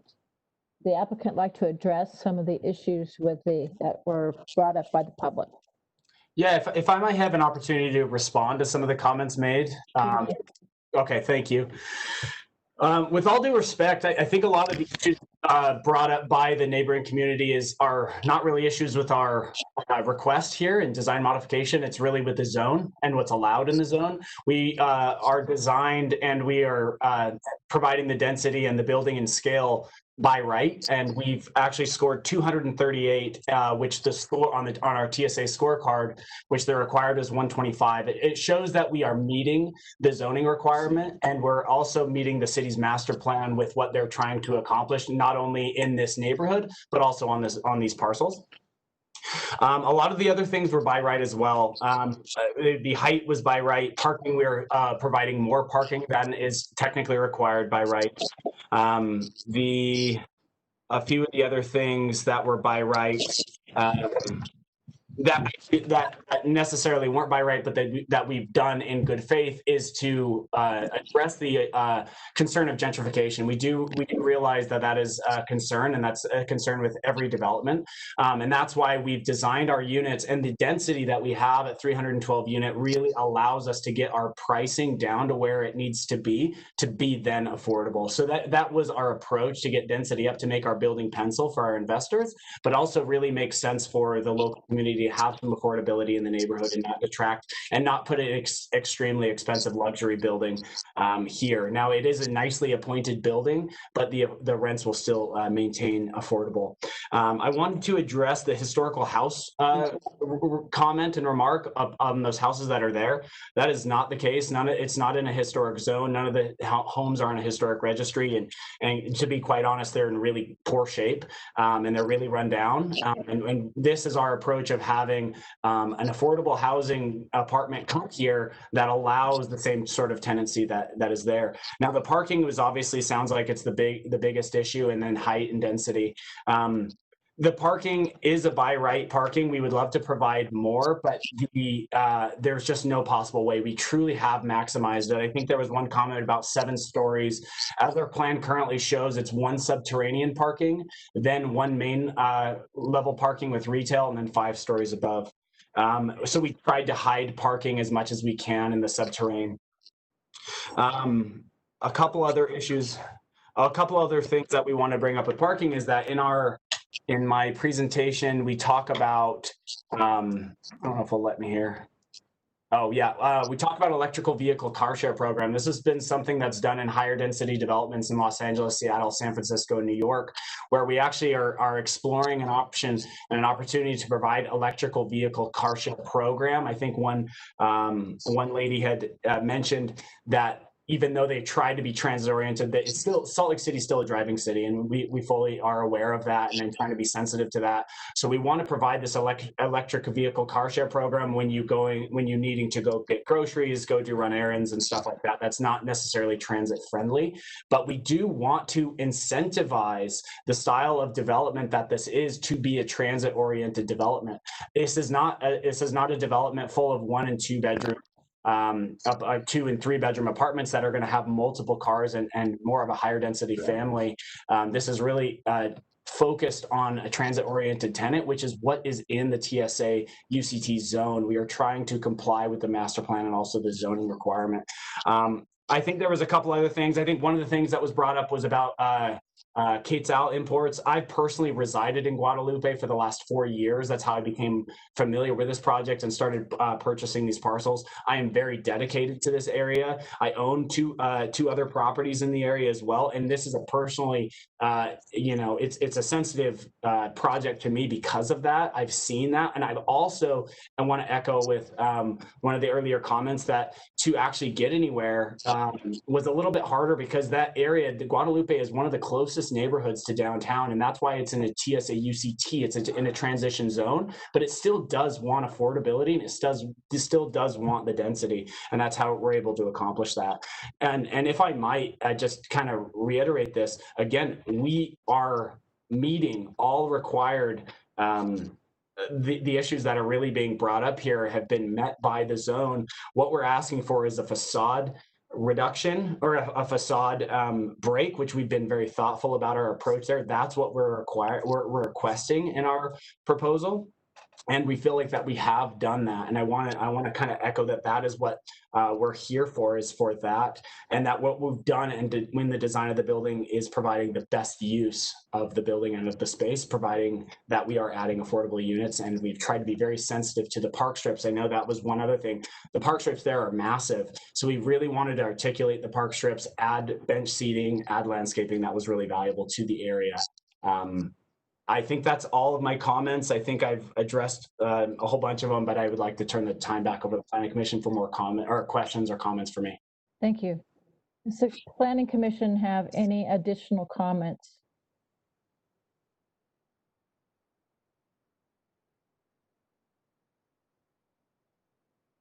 Nobody? Madam Vice Chair, I'm wondering if we're in the comment phase where we talk amongst ourselves. Yes. Okay, so no more questions for the staff or applicant. I do feel a sense of frustration, and I get this in every meeting when we have the members of the public who make comments as they have, and they're very valuable. We do read them. Believe me, I think we all read them and think about them. The only question before us tonight is the extensive length over 200 feet. And I think a lot of people believe that if we oppose this, we stop this project. And I hope that the public realizes that we don't have that power. And when it comes, I just remember when I started as a community advocate, feeling very frustrated at the Planning Commission because I never got an understanding of why they didn't address a lot of the comments that we would bring up as a community. Parking, you know, we cannot demand parking levels above what is required. That is set by the city council, and I encourage every member of this community to talk to their city council member about that. We cannot make them do more than what the code dictates, regardless of what you state as its impact. So I just wanted to make that comment separate, because I leave these meetings sometimes feeling really, really badly that we're not allowing the public to feel engaged because we just ignore them. But we're not ignoring you. We just literally don't have the purview to address the things you bring up. Now back to the one question before us, and that is the extensive length beyond the 200 feet. I personally feel that this project is not meeting the intent of the other projects that we approve beyond this 200 feet length in terms of design and how they've treated this base level of retail along Second North. I just feel like it is monotonous, and it makes it feel, even though this break happens and opens up, it does not feel at all like it is meeting the intent of why we have this ordinance. I personally would be in favor of tabling this to allow the applicant to get some focus more on that retail level and make it more inviting, so that it didn't feel like it was this long building. But if it goes to a motion as it stands now, I'm not in support of it. Yeah, I'll jump in too. I agree with the tabling. I'd like to see some more articulation in that ground level. I think creating some, defined entries to these retail spaces will really make a big difference. And I would also like to kind of echo that feeling. I understand that people are frustrated with the added density, but our city desperately needs that. Whenever everyone thinks of Los Angeles, it's the traffic and the parking and all of those issues that they have. We're really headed in that direction because we are kind of up against the mountains and there's no way to spread out even further. So we really need to start densifying our cities, or else we're going to end up in a very similar situation pretty quickly. And again, the parking, they meet their requirements. And so that is a bigger question of what are the studies that are being done to understand that a little bit better. And it's, the real reason for less parking is to drive people to transit, and our transit systems will get better. if more people use it. And the only way to do that is to kind of incentivize people to use that system, and we'll get there. So those are my comments. Yeah, I'm going to jump in. Oh, go ahead. Go ahead, Matt. Wasn't me. Okay, but Andres? Oh yeah, yeah. I also wanted to kind of image those similar comments for the public, especially. There's some things that we can do as a planning commission, and there are some things that we cannot do. And I would advise them to, you know, be involved with their city council person, just like it was mentioned, and go that that they are concerned with. When it comes to this project, I kind of have similar sentiments. To me, it's a very large project. I appreciate, you know, the enthusiasm and the drive to help with density, but the previous project seemed to have a different flair to it as I saw it. And it seemed to have an inviting appeal that I don't quite see represented in this particular project. So I would be in favor of giving the applicant an opportunity to go over those again by tabling it. So those are my 2 cents. So I might be in favor of tabling it, but what are the specifics that we are looking for from the applicant? I would say they need to address the Second North retail frontage, because that is the side of the building that is exceeding the length, to give some better articulation and give some better treatment to how it is interacting with that pedestrian level, so it does not look so monotonous. Because even though they have that break of what they're calling, you know, an outdoor amphitheater, it still looks way beyond 200 feet of monotonous design. I would be, that would be what I would be looking for. Anyone else?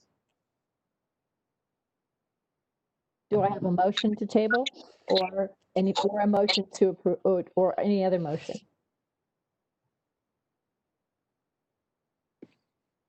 Or any other comment?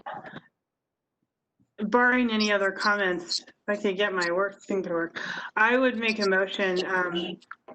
I move that we table this particular PLN PCM 2020-00258 to allow the applicant time to address our concerns regarding the 200 North ground level treatment, to further articulate it, so that we could see how they would want to provide differences or a different design, so that we could approve something beyond that 200 feet extension. I'll second that. I have a motion from Amy and a second from Sarah. Is there any other comments about this? Motion is to take. Madam Chair.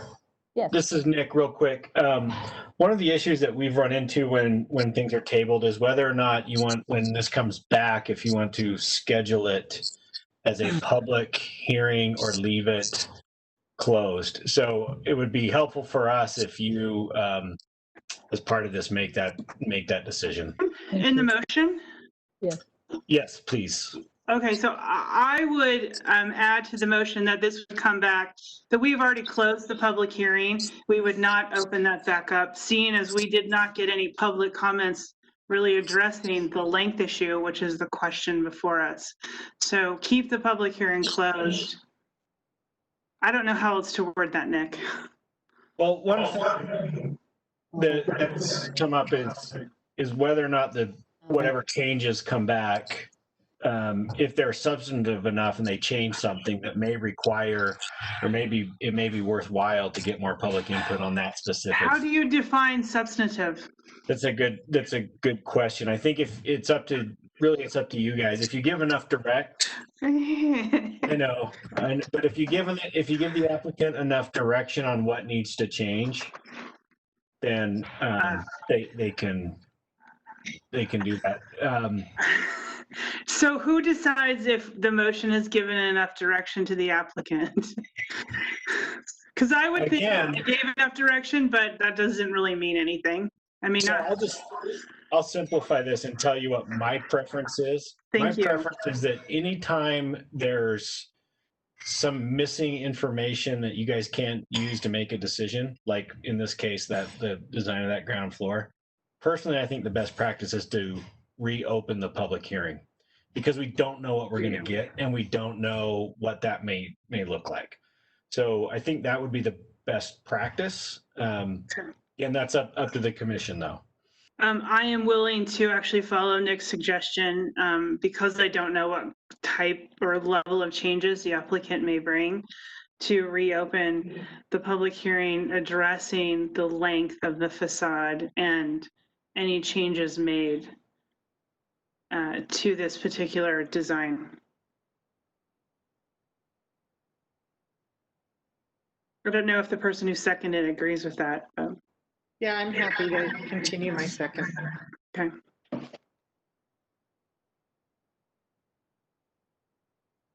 No, we can't hear you. Muted. We have a motion from Amy and a second from Sarah to table this decision until the applicant returns with an improved, or at least a more complete design for the ground floor. And so we're going to also bring that back with a public hearing to review those items. So that's the what you're voting on. So I'm going to call roll now. Andreas? Yes. Sarah? Yes. Maureen? Yes. John? Yes. Crystal? Yes. Max? Yes. Amy? Yes. The motion passes. This item is tabled.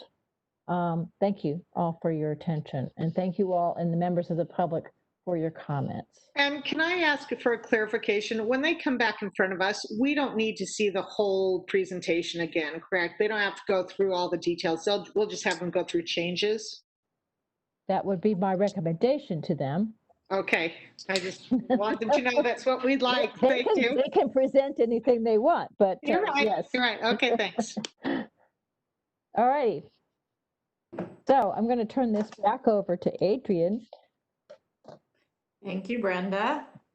Moving on to agenda item number 4, the West End rezone at approximately 715 West Genesee Avenue, case number PLN PCM 2020-00268. And Chris will be presenting. Hello, good evening. Can everybody hear me okay?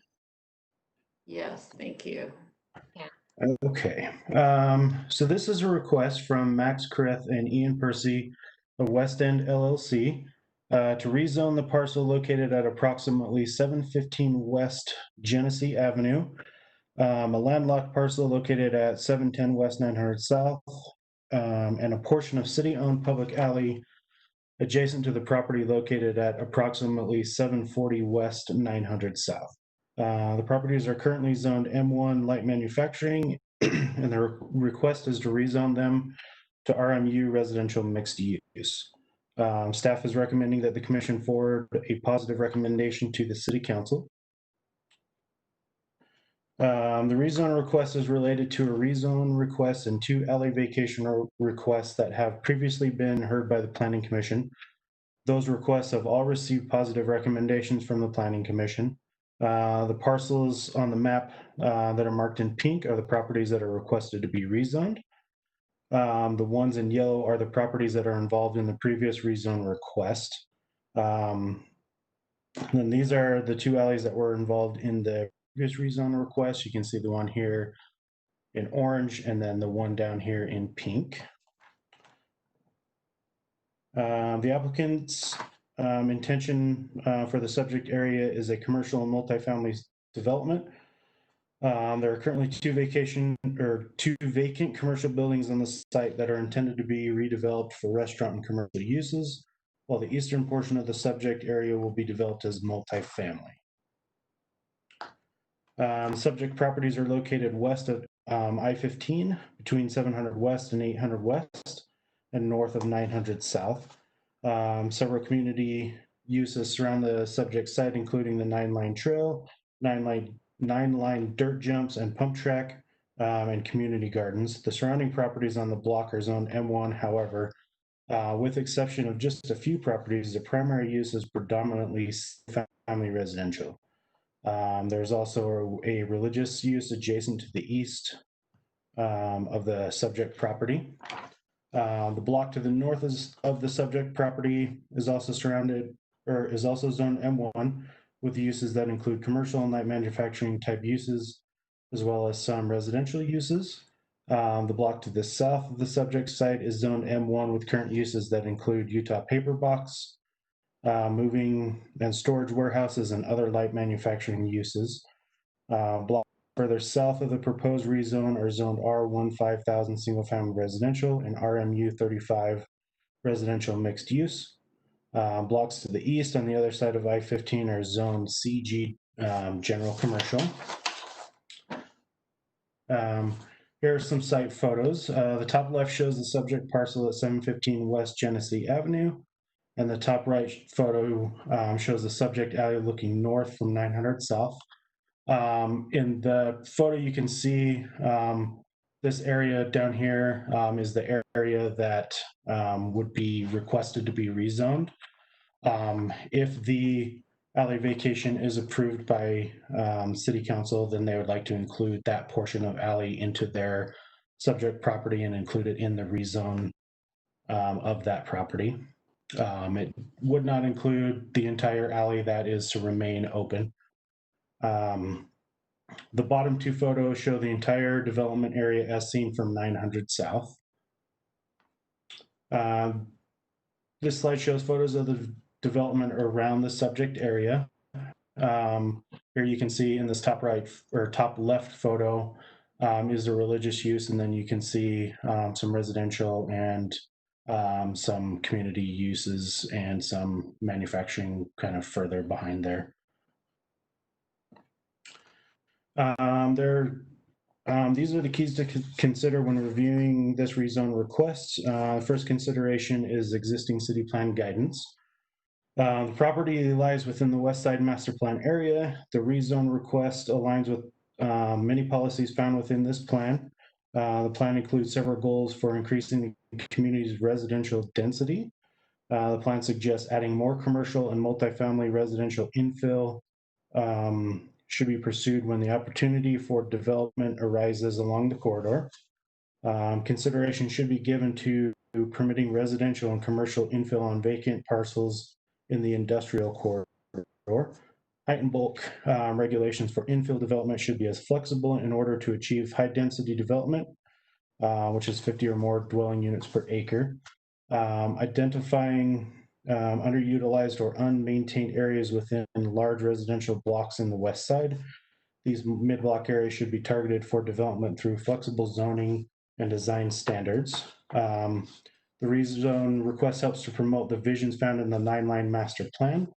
The subject area is defined in the plan as a major gateway along 900 South and a minor gateway at 700 West. By allowing the property along these gateways to be redeveloped, adding commercial and multifamily residential uses will increase the visibility and welcome potential corridor users, the appropriate amenities and infrastructure. The proposal will also help meet the goals found in Plan Salt Lake and Growing SLC, which aims to promote infill and redevelopment of underutilized land, address lack of housing options in Salt Lake City, and attempt to preserve and enhance neighborhood and district character. The proposal will help meet goals found within the Transit Master Plan. This plan identifies 900 South as a high priority corridor as it provides opportunity for east-west crosstown connections. The Transit Master Plan recognizes the importance of land use, street connectivity, and placemaking to implement a well-used and attractive frequent transit network. The frequent transit network must be supported by concentration of land uses, connections to key destinations, a rich mix of uses, and interconnected streets. The proposed development of commercial and residential uses that can be permitted with the approval of the requested zoning amendment will add a mix of uses as well as add key destinations to an otherwise unutilized area. These uses will allow for the activation of streets and increase mobility throughout the neighborhoods. The second consideration is design standards. The proposed RMU zoning district only has 2 design standards that would apply to any new development under this zoning designation. These standards are a 40% ground floor glass requirement for facades facing a street and the 15-foot maximum length of any blank wall uninterrupted by windows, doors, art, or architectural detailing at the ground floor level along any street-facing facade. Under the RMU design standards, something like structured parking could be located on the ground floor, which would not be consistent with the active pedestrian-oriented design envisioned in the master plan for this important gateway. Master plan policies in the area, as well as planning best practices, suggest that a new development in this area would benefit from the additional design standards such as an active ground floor and durable building material requirements on ground and upper floors to encourage pedestrian activity in the vibrant, active, mixed-use gateway into the west side neighborhoods. Planning staff is of the opinion the design standards in section 21A.37 applicable to the D2 zoning district should be applied to any new project on the subject parcel developed under the proposed RMU zoning district. One way this could be accomplished is through a development agreement. Development agreements can only be approved by the city council. The subject property is within the boundaries of the Poplar Grove Community Council and within 600 feet of the Glendale Community Council. Early notification was sent to the Poplar Grove and Glendale Community Council chairs requesting comments for the proposal. Neither the applicant nor the staff were asked to attend a community council meeting. Early notice was also sent out to property owners and residents within 300 feet of the subject area. No public comment was received as of the publication of the staff report. However, a comment was received today that you all should have. A letter supporting the project was received from the Glendale Community Council chair and is included in attachment G of the staff report. Again, staff is recommending the commission forward a positive recommendation to the city council. And that is the end of my presentation. Great. Thank you, Chris. And we have the applicant who's here and would like to speak. I have a couple of questions for Chris. Okay. Chris, you just mentioned that we should have received a separate comment from the Glendale letter? No, the Glendale comment was in the staff report, but yeah, I saw that. Did you just say you received one today, though? We received a comment today that should have been put in your Dropbox. I do not see that in my Dropbox. It should have been placed in there today from John. Yeah, I'm looking like in it right now, and I do not see a separate comment. Okay. I believe. So maybe during the public hearing, we can have Nick read that in so that we can hear it. I'm just going to assume that no other commissioners also see it because it's not showing up in my Dropbox. Chris, I don't have that. Can you forward it to me so I can read it? Thank you. Yes. Okay. And the other question, Chris, I have, so I wish I had a perfect memory, but I know we've seen this one before, and I feel like in addition to this alley issue, we talked about height and whatnot. What else did we see on this parcel previously that wasn't addressed that now we're seeing this request for a rezone? Do you know? Do you know these alley locations? So you were presented with a rezone request from Amy Thompson that was talking about some height well, I'm sorry, some high density residential that would be on the east side of the parcel, and some redevelopment of a couple of existing warehouse buildings that are on the west side of the parcel. The applicants have a building permit in the system for the commercial parcels, but not an official proposal for the multifamily. And that, I guess the applicant can address this a little bit further because, yeah, I feel like we had huge discussions about this, and just to the applicant, maybe address a little bit about what we've seen before to refresh my memory, because I know we've talked about it, but I need the details again. So thank you. Okay, just one second. I can pull up some of the proposal for that. Just one second here.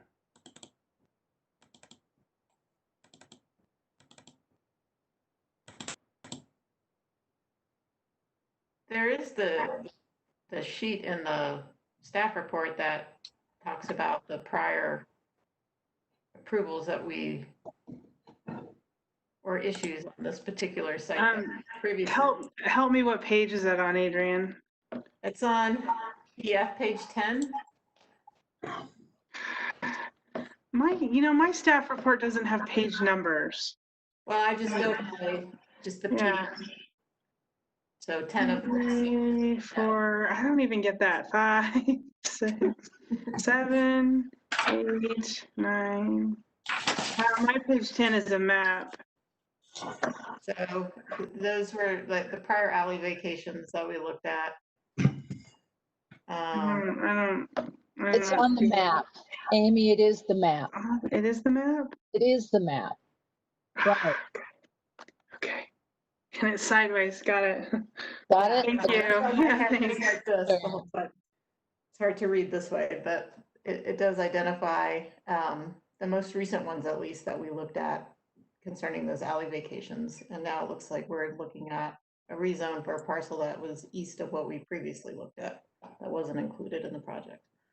So, because I feel like this parcel was the whole parcel we talked about previously. Are we rezoning the entire thing, including the commercial parts that we've already talked about? Chris? The red spot on that map is all we're looking at now. Yeah. The red one. Yeah, let me put that back up. I'm sorry. So this is kind of in addition to what was rezoned. If I can get this to stop. Okay. Yeah, and I apologize. Like, I read these, but sometimes the context of your presentation and the meeting bring up a lot more clarification that I need, that I can't quite grasp when I'm reading the report. So I appreciate you taking this extra time for me. Yeah, of course. So are you able to see the presentation again? Yeah. Okay, so this is kind of, there's been multiple applications for this project. The area in yellow, this was the area that was presented by Amy back in 2019 to rezone from M1 to RMU. The area in pink here, and then this little thing is going to be in addition to that. So we're only looking at that sliver tonight. Yeah, so this and then the alley. And the alley is dependent on city council approval. If they So we're looking at both the purple sections, the corner bit, and then this on the northeast side. Thank you. I read it a little different in the staff report, so thank you. No problem. Okay. Any other questions for Chris before we move on to the applicant? No? Okay. Is the applicant here? I'm here. Can you hear me? Yes, we Hi, can. good evening. Thank you. I think you kind of took the wind out of my sails by just doing all that stuff. I was just going to remind you on kind of what was approved. It seems like yesterday, but I guess it was in 2019, the rezone, and really why we're coming back. And I know we've come back a few times. Unfortunately, this project has proven to be a little bit trickier with the alley and other things, but this is totally unrelated to that in the sense of we just had the opportunity. The owner of that house came to us and said, "Hey, would you buy that house?" And we decided to purchase it, and the ability to combine it with the rest of the site to sort of square it was really attractive. And then we got the little sliver from the county.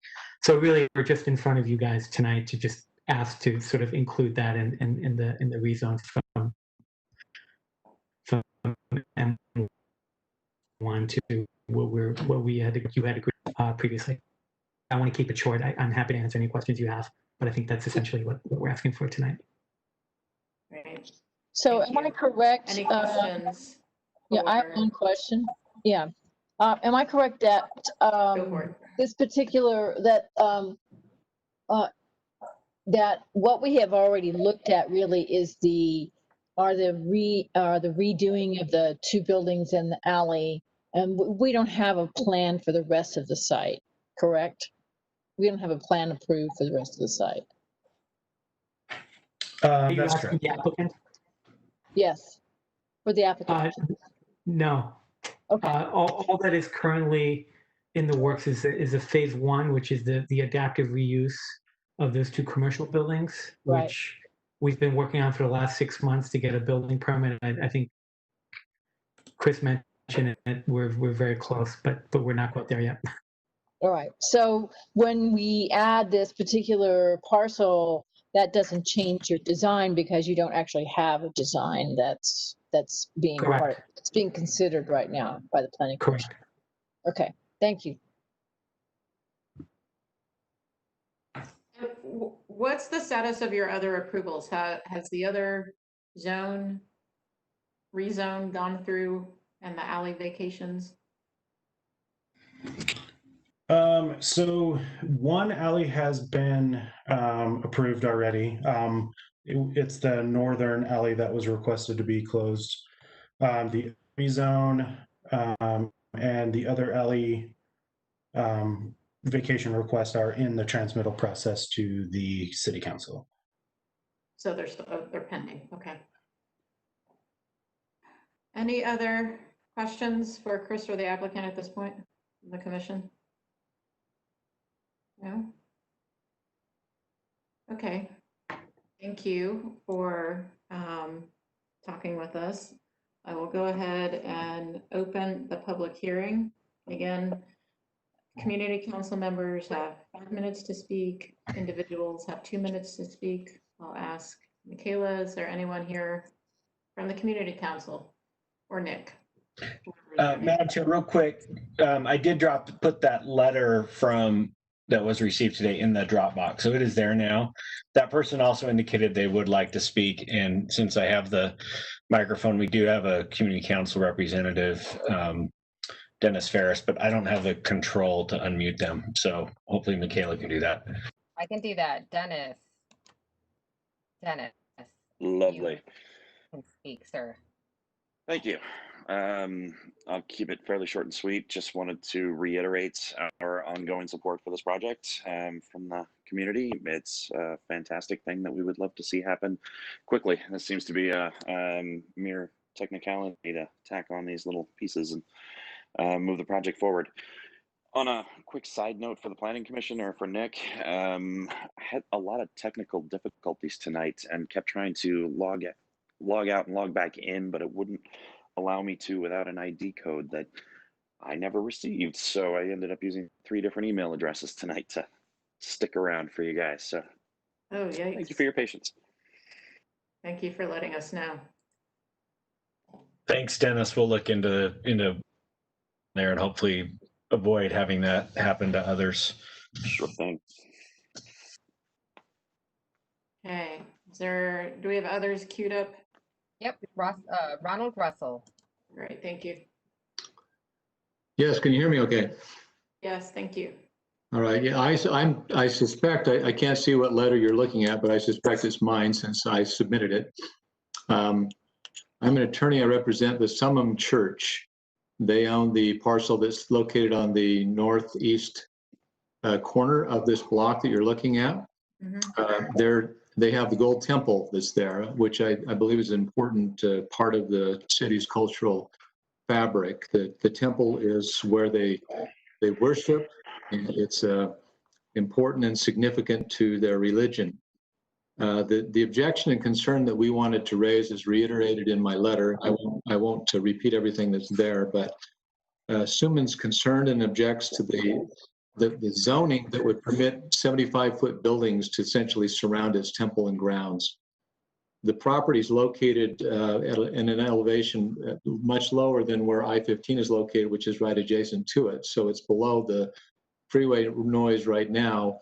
If 75-foot buildings are surrounding its property now, you'll end up with reflected noise that's going to essentially make it difficult, if not impossible, for them to have the peaceful kind of worship experience that they've enjoyed in the past.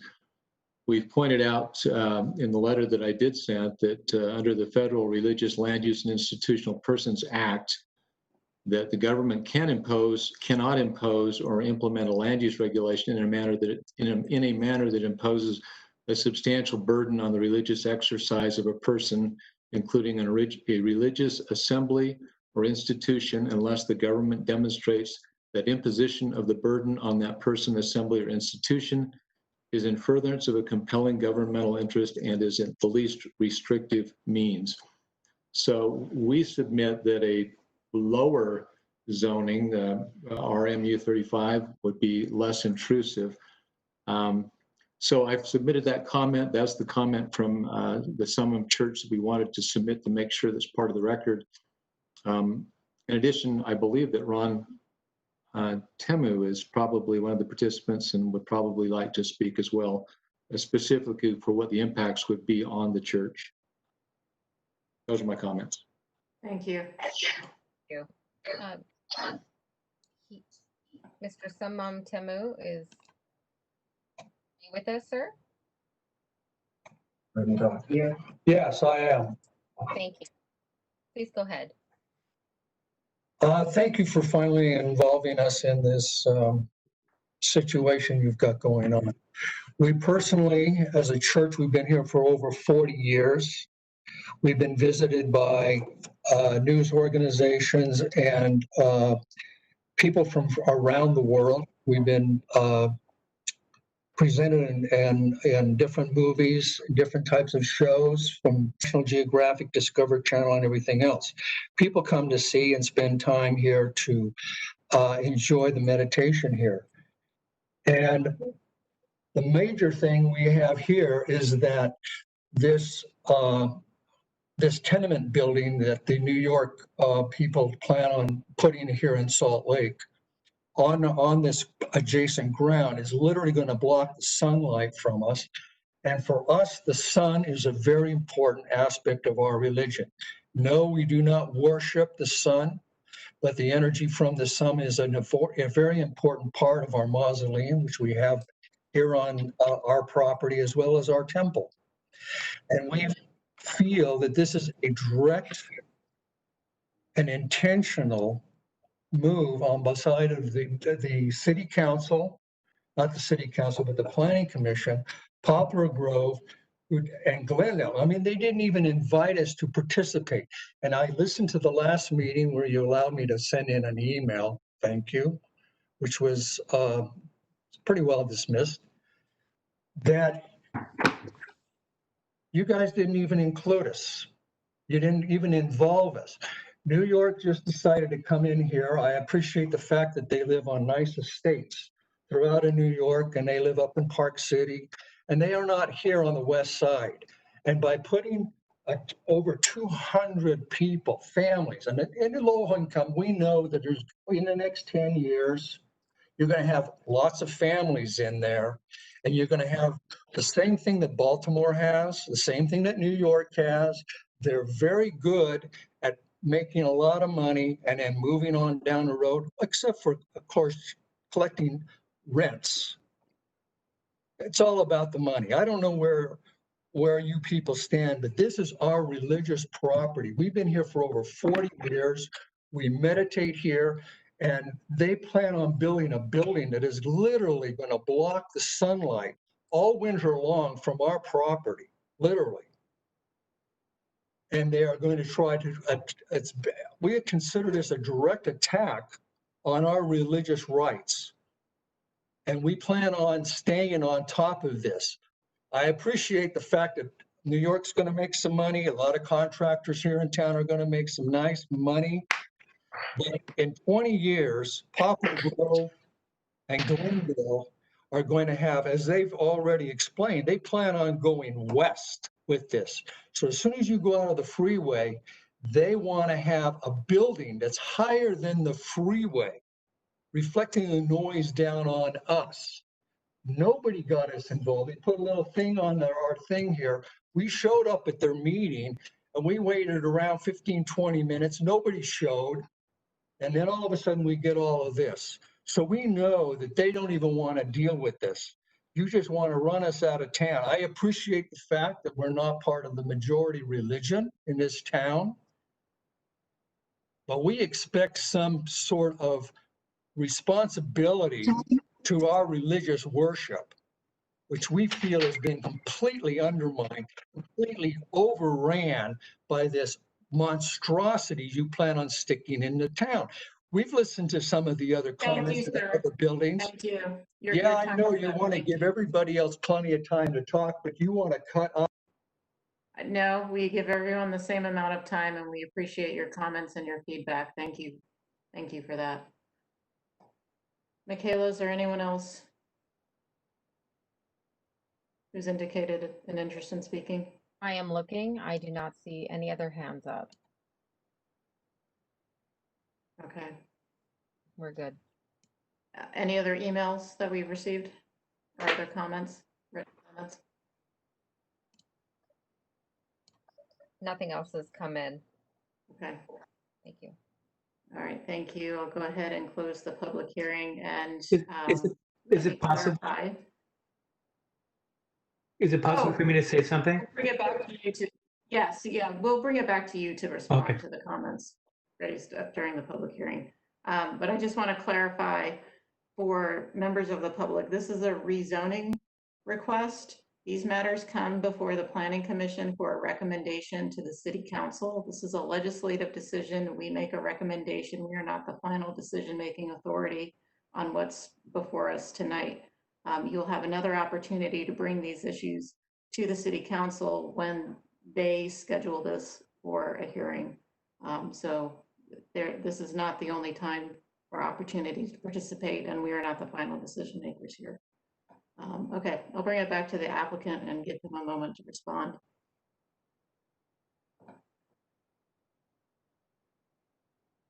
Hi, sorry, I'm having a hard time hearing you. Can you hear me okay? Yes, it might be my bandwidth. Apparently lots of people in my house are using the internet at the moment. Oh, no worries. I just wanted to make a couple comments. First off, we actually made quite a few attempts to reach out to the community. We had a community meeting about this. Everyone was invited. We sent flyers to everybody. So I feel terrible that the gentleman just spoke thought that we weren't interested in his opinion, but we did have several community outreaches to talk about this. First off, second, I know that I have a residence in New York, but I also have a residence in Utah, and I spent 6 months out of the year in Utah. I'm very much feel at home in Utah, and have spent been there for a long time. So I don't want to just be considered a New York person. And thirdly, I think most importantly, the current zone is zoned manufacturing, and I just want to remind everybody that you can build up to 85 feet on the current M1 zone. And I think that's the one thing I think we talked about a lot last time as well, is that, it's not like this is zoned as single family. I mean, this is M1, and you can actually, under the current zoning, which I don't think anyone wants manufacturing in that area. I think as per the master plan, as per a lot of other things, they're looking for, better uses for infill than manufacturing in this particular area. So just our request to build potentially up to 75 feet. We haven't actually come up with anything, is actually less than what the manufacturing zone would allow currently. So I just wanted to put that out there, that the height actually is actually potentially not, we're not going from 35 feet to 75 feet. And that's all I wanted to say. Thank you. Great, thank you. Okay, I will bring the discussion back to the commission. See if anyone has any questions, again, for staff or for the applicant, or any other thoughts on the matter before us.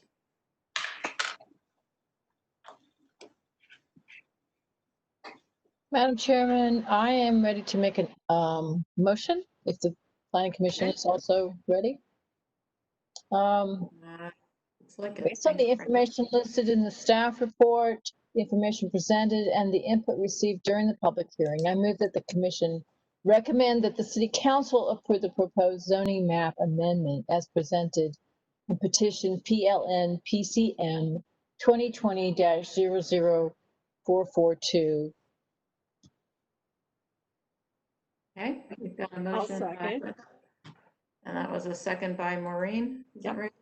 Yep. Okay, thank you, Maureen. Any other discussion? No. All right, we'll go through the roll call.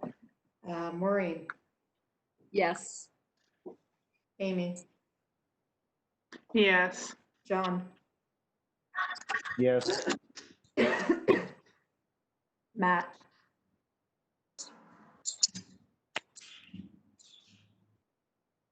Matt, Yes, sorry, I do have internet issues here. Thanks. know the feeling. Andreas, I will vote yes. Brenda, Yes. Sarah, Yes. Crystal. Yes. Okay, motion passes unanimously.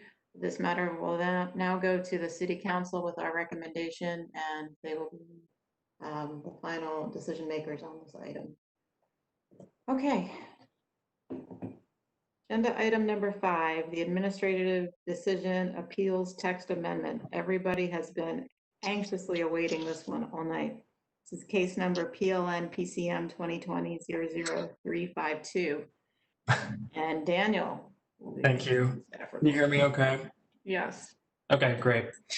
So this is a text amendment proposal initiated by the City Council. And this proposal would change code in the appeals chapter of the city zoning ordinance. So just for background, the appeals chapter regulates appeals of administrative decisions. So these are decisions by the Planning Commission with things like plan developments and conditional uses, or the Historic Landmarks Commission for new construction in historic districts, or decisions by city staff for the planning director when we're administrating the rules for the zoning ordinance with things like building permits. So when a decision is made by one of these entities, someone could submit an appeal request to the city. The appeal has to allege an error in administering or interpreting the ordinance rules or regulations. And then the appeal would then be heard by an appeals hearing officer. And that officer is appointed by the mayor and is generally an attorney with land use law experience. So the city code section that deals with this really hasn't changed much since it was adopted a number of years ago. And so these changes would get it up to date. And the changes are generally technical changes to comply with state code and other recent case law decisions by courts in the state. So there are a few main changes. The first is to clarify the authority of the appeals hearing officer in the code itself. So the city appeals hearing officer only has legal authority over city code and processes, not state code. But that is not called out specifically in the city's appeals code. So the proposal updates the code to make that authority clear with regard to the state code allowances. So appeals dealing with state code have to be appealed to a state court for a decision, but we have received some appeals recently dealing with portions of the state code that have been problematic because the authority of the officer hasn't been made clear in our own city code. So this would help prevent those issues and make it clear what authority the city appeals hearing officer has over which sections of code. Another change is to add a reference to state code to align the city's definition of an appellant, which is someone who can appeal something, a decision made by one of those entities. So the state legislature recently made changes to state code that clarify which third parties can actually submit an appeal of a land use decision. And so they've narrowly defined that person to the term adversely affected party, which means a person other than a land use applicant who A, owns real property adjoining the property that is subject of a land use application or land use decision, or B, will suffer a damage different in kind than or an injury distinct from that of the general community as a result of a land use decision. So state code regulates what parties can appeal these decisions. And so this change would just align our own code with state code allowances. So the final specific change is that decisions would not be stayed or put on hold automatically when someone submits an appeal. An appellant would have to specifically ask that the decision be stayed in the appeal application, and then the hearing officer would evaluate it to determine if a stay would prevent some substantial harm from occurring. So that is really to avoid appeals that have no merit from just delaying implementation of the planning commission decision on a development. So those are the main changes. The remainder are wording and other technical changes to the code language. And on this, we are recommending approval of the amendments. And with that, I'm happy to answer any questions about the proposal. And Paul has graciously offered to also help answer any legal questions. Great, thank you, Daniel. Any questions for Daniel or Paul?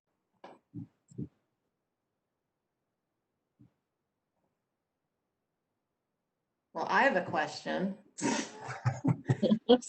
if there is an appeal and it involves both a state law matter and, well, I have a couple questions. How does who's overseeing the hearing officer to determine whether they're properly analyzing city code issues versus state code issues?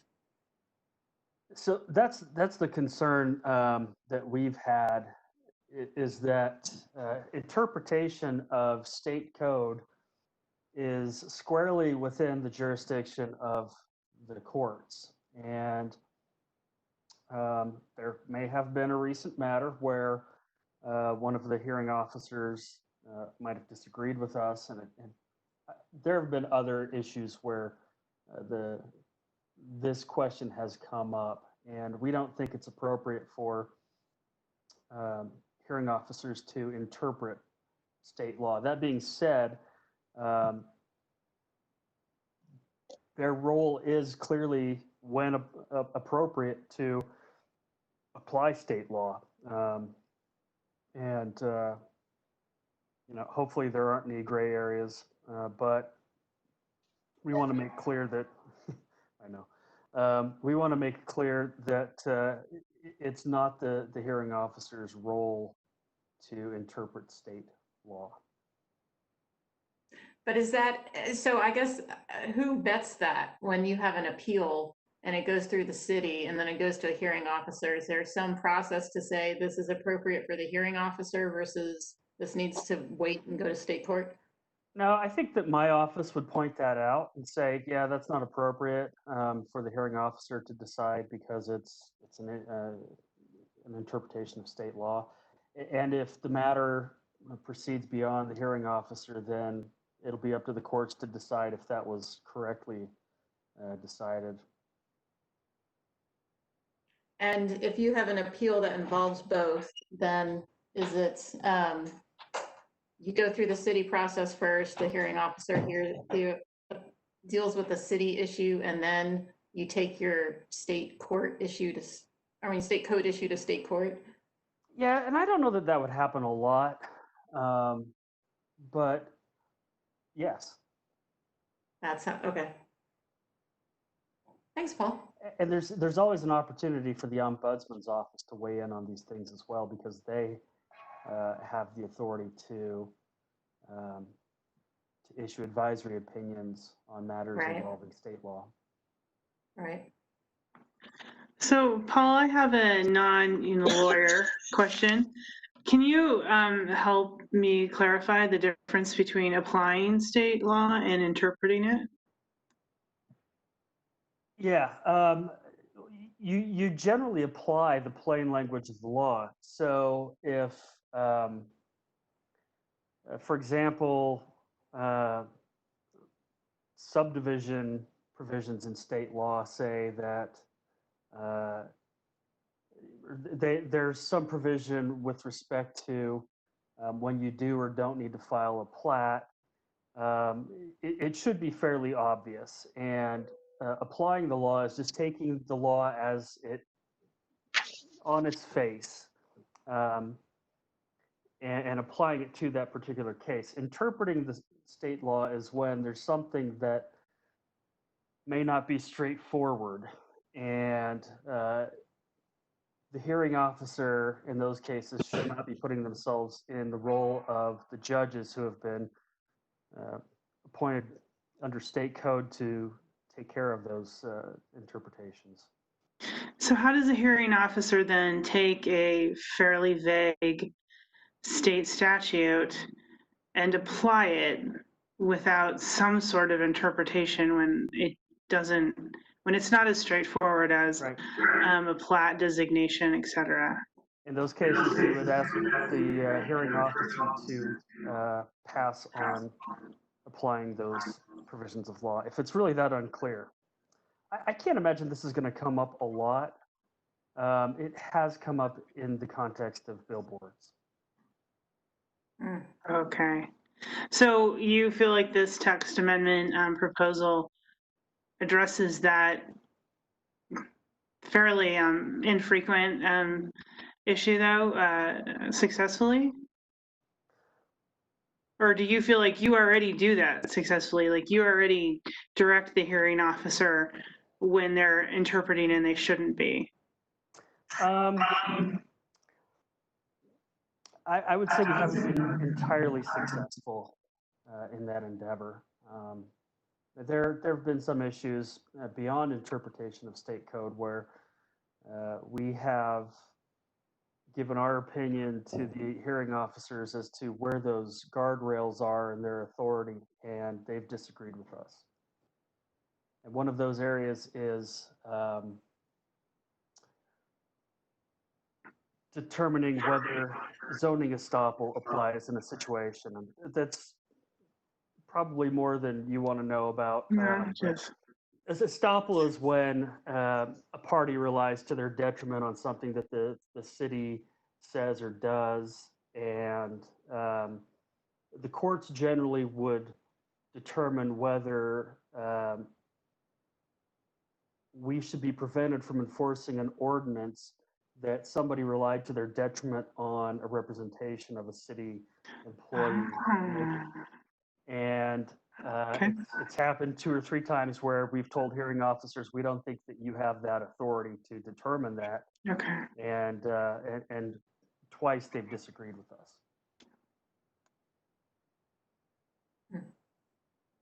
So it comes up.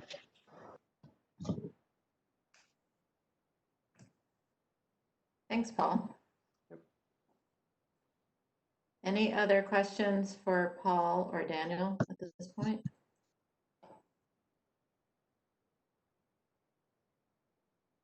All right. We will now go to the public hearing. I'll go ahead and open the public hearing. Ask Michaela if there's anybody who's indicated an interest in speaking on this issue. We have about 20 people that would like to speak to this item. I bet we do. All my colleagues. Just kidding. There are no hands up and no emails in. Thank you. Sorry. Are you saying no one stuck around for this whole meeting for this topic? Is that what you're saying, Michaela? Unfortunately, no, they did not. Okay, well, that's too bad for them, their loss. I'll go ahead and close the public hearing, bring it back to the commission. Any other discussion on this? If not, would someone like to make a motion? Again, this goes to the city council for final approval. I will make a motion. Based on the information in the staff report, the information presented, and the input received during the public hearing, I move that the Planning Commission recommend that the City Council approve the proposed text amendment, PLN PCM 2020-00352, Administrative Decision Appeals Text Amendment. Okay, got a motion from Brenda? I'll second. That was a second from, was that Crystal? Maureen, sorry. It was a mix of Maureen and Matt. We merged together to sound like Crystal, apparently. All right. Okay. Yeah, it's complicated. All right, we'll go ahead with the roll call vote. Maureen, Yes. Amy, Yes. John, Yes. Matt, Yes. Andreas. Yeah, I want to thank Paul and Daniel too for the legal training. That was Okay. really actually quite helpful. So, yeah, thank you. Yes. Okay, thanks. Brenda?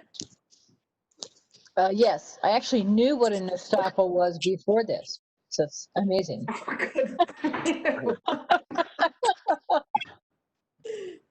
You're ready for law school. Sarah? Yes.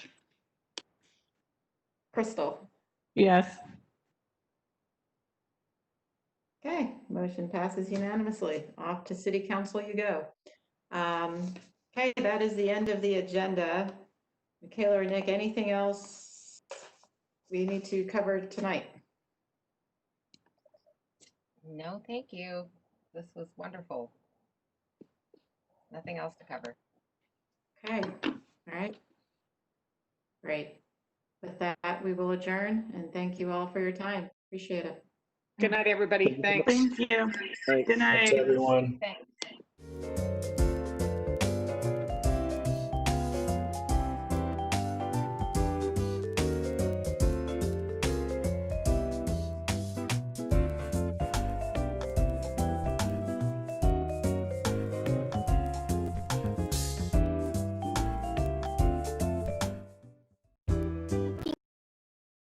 COVID-19 and what to expect.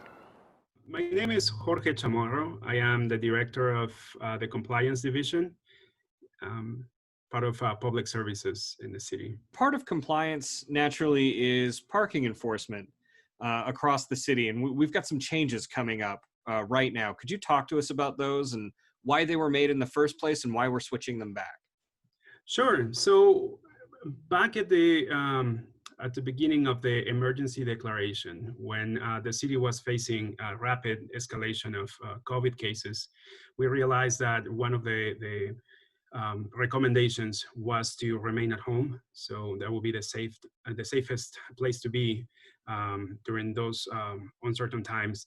And part of that will require people to leave their vehicles on the street.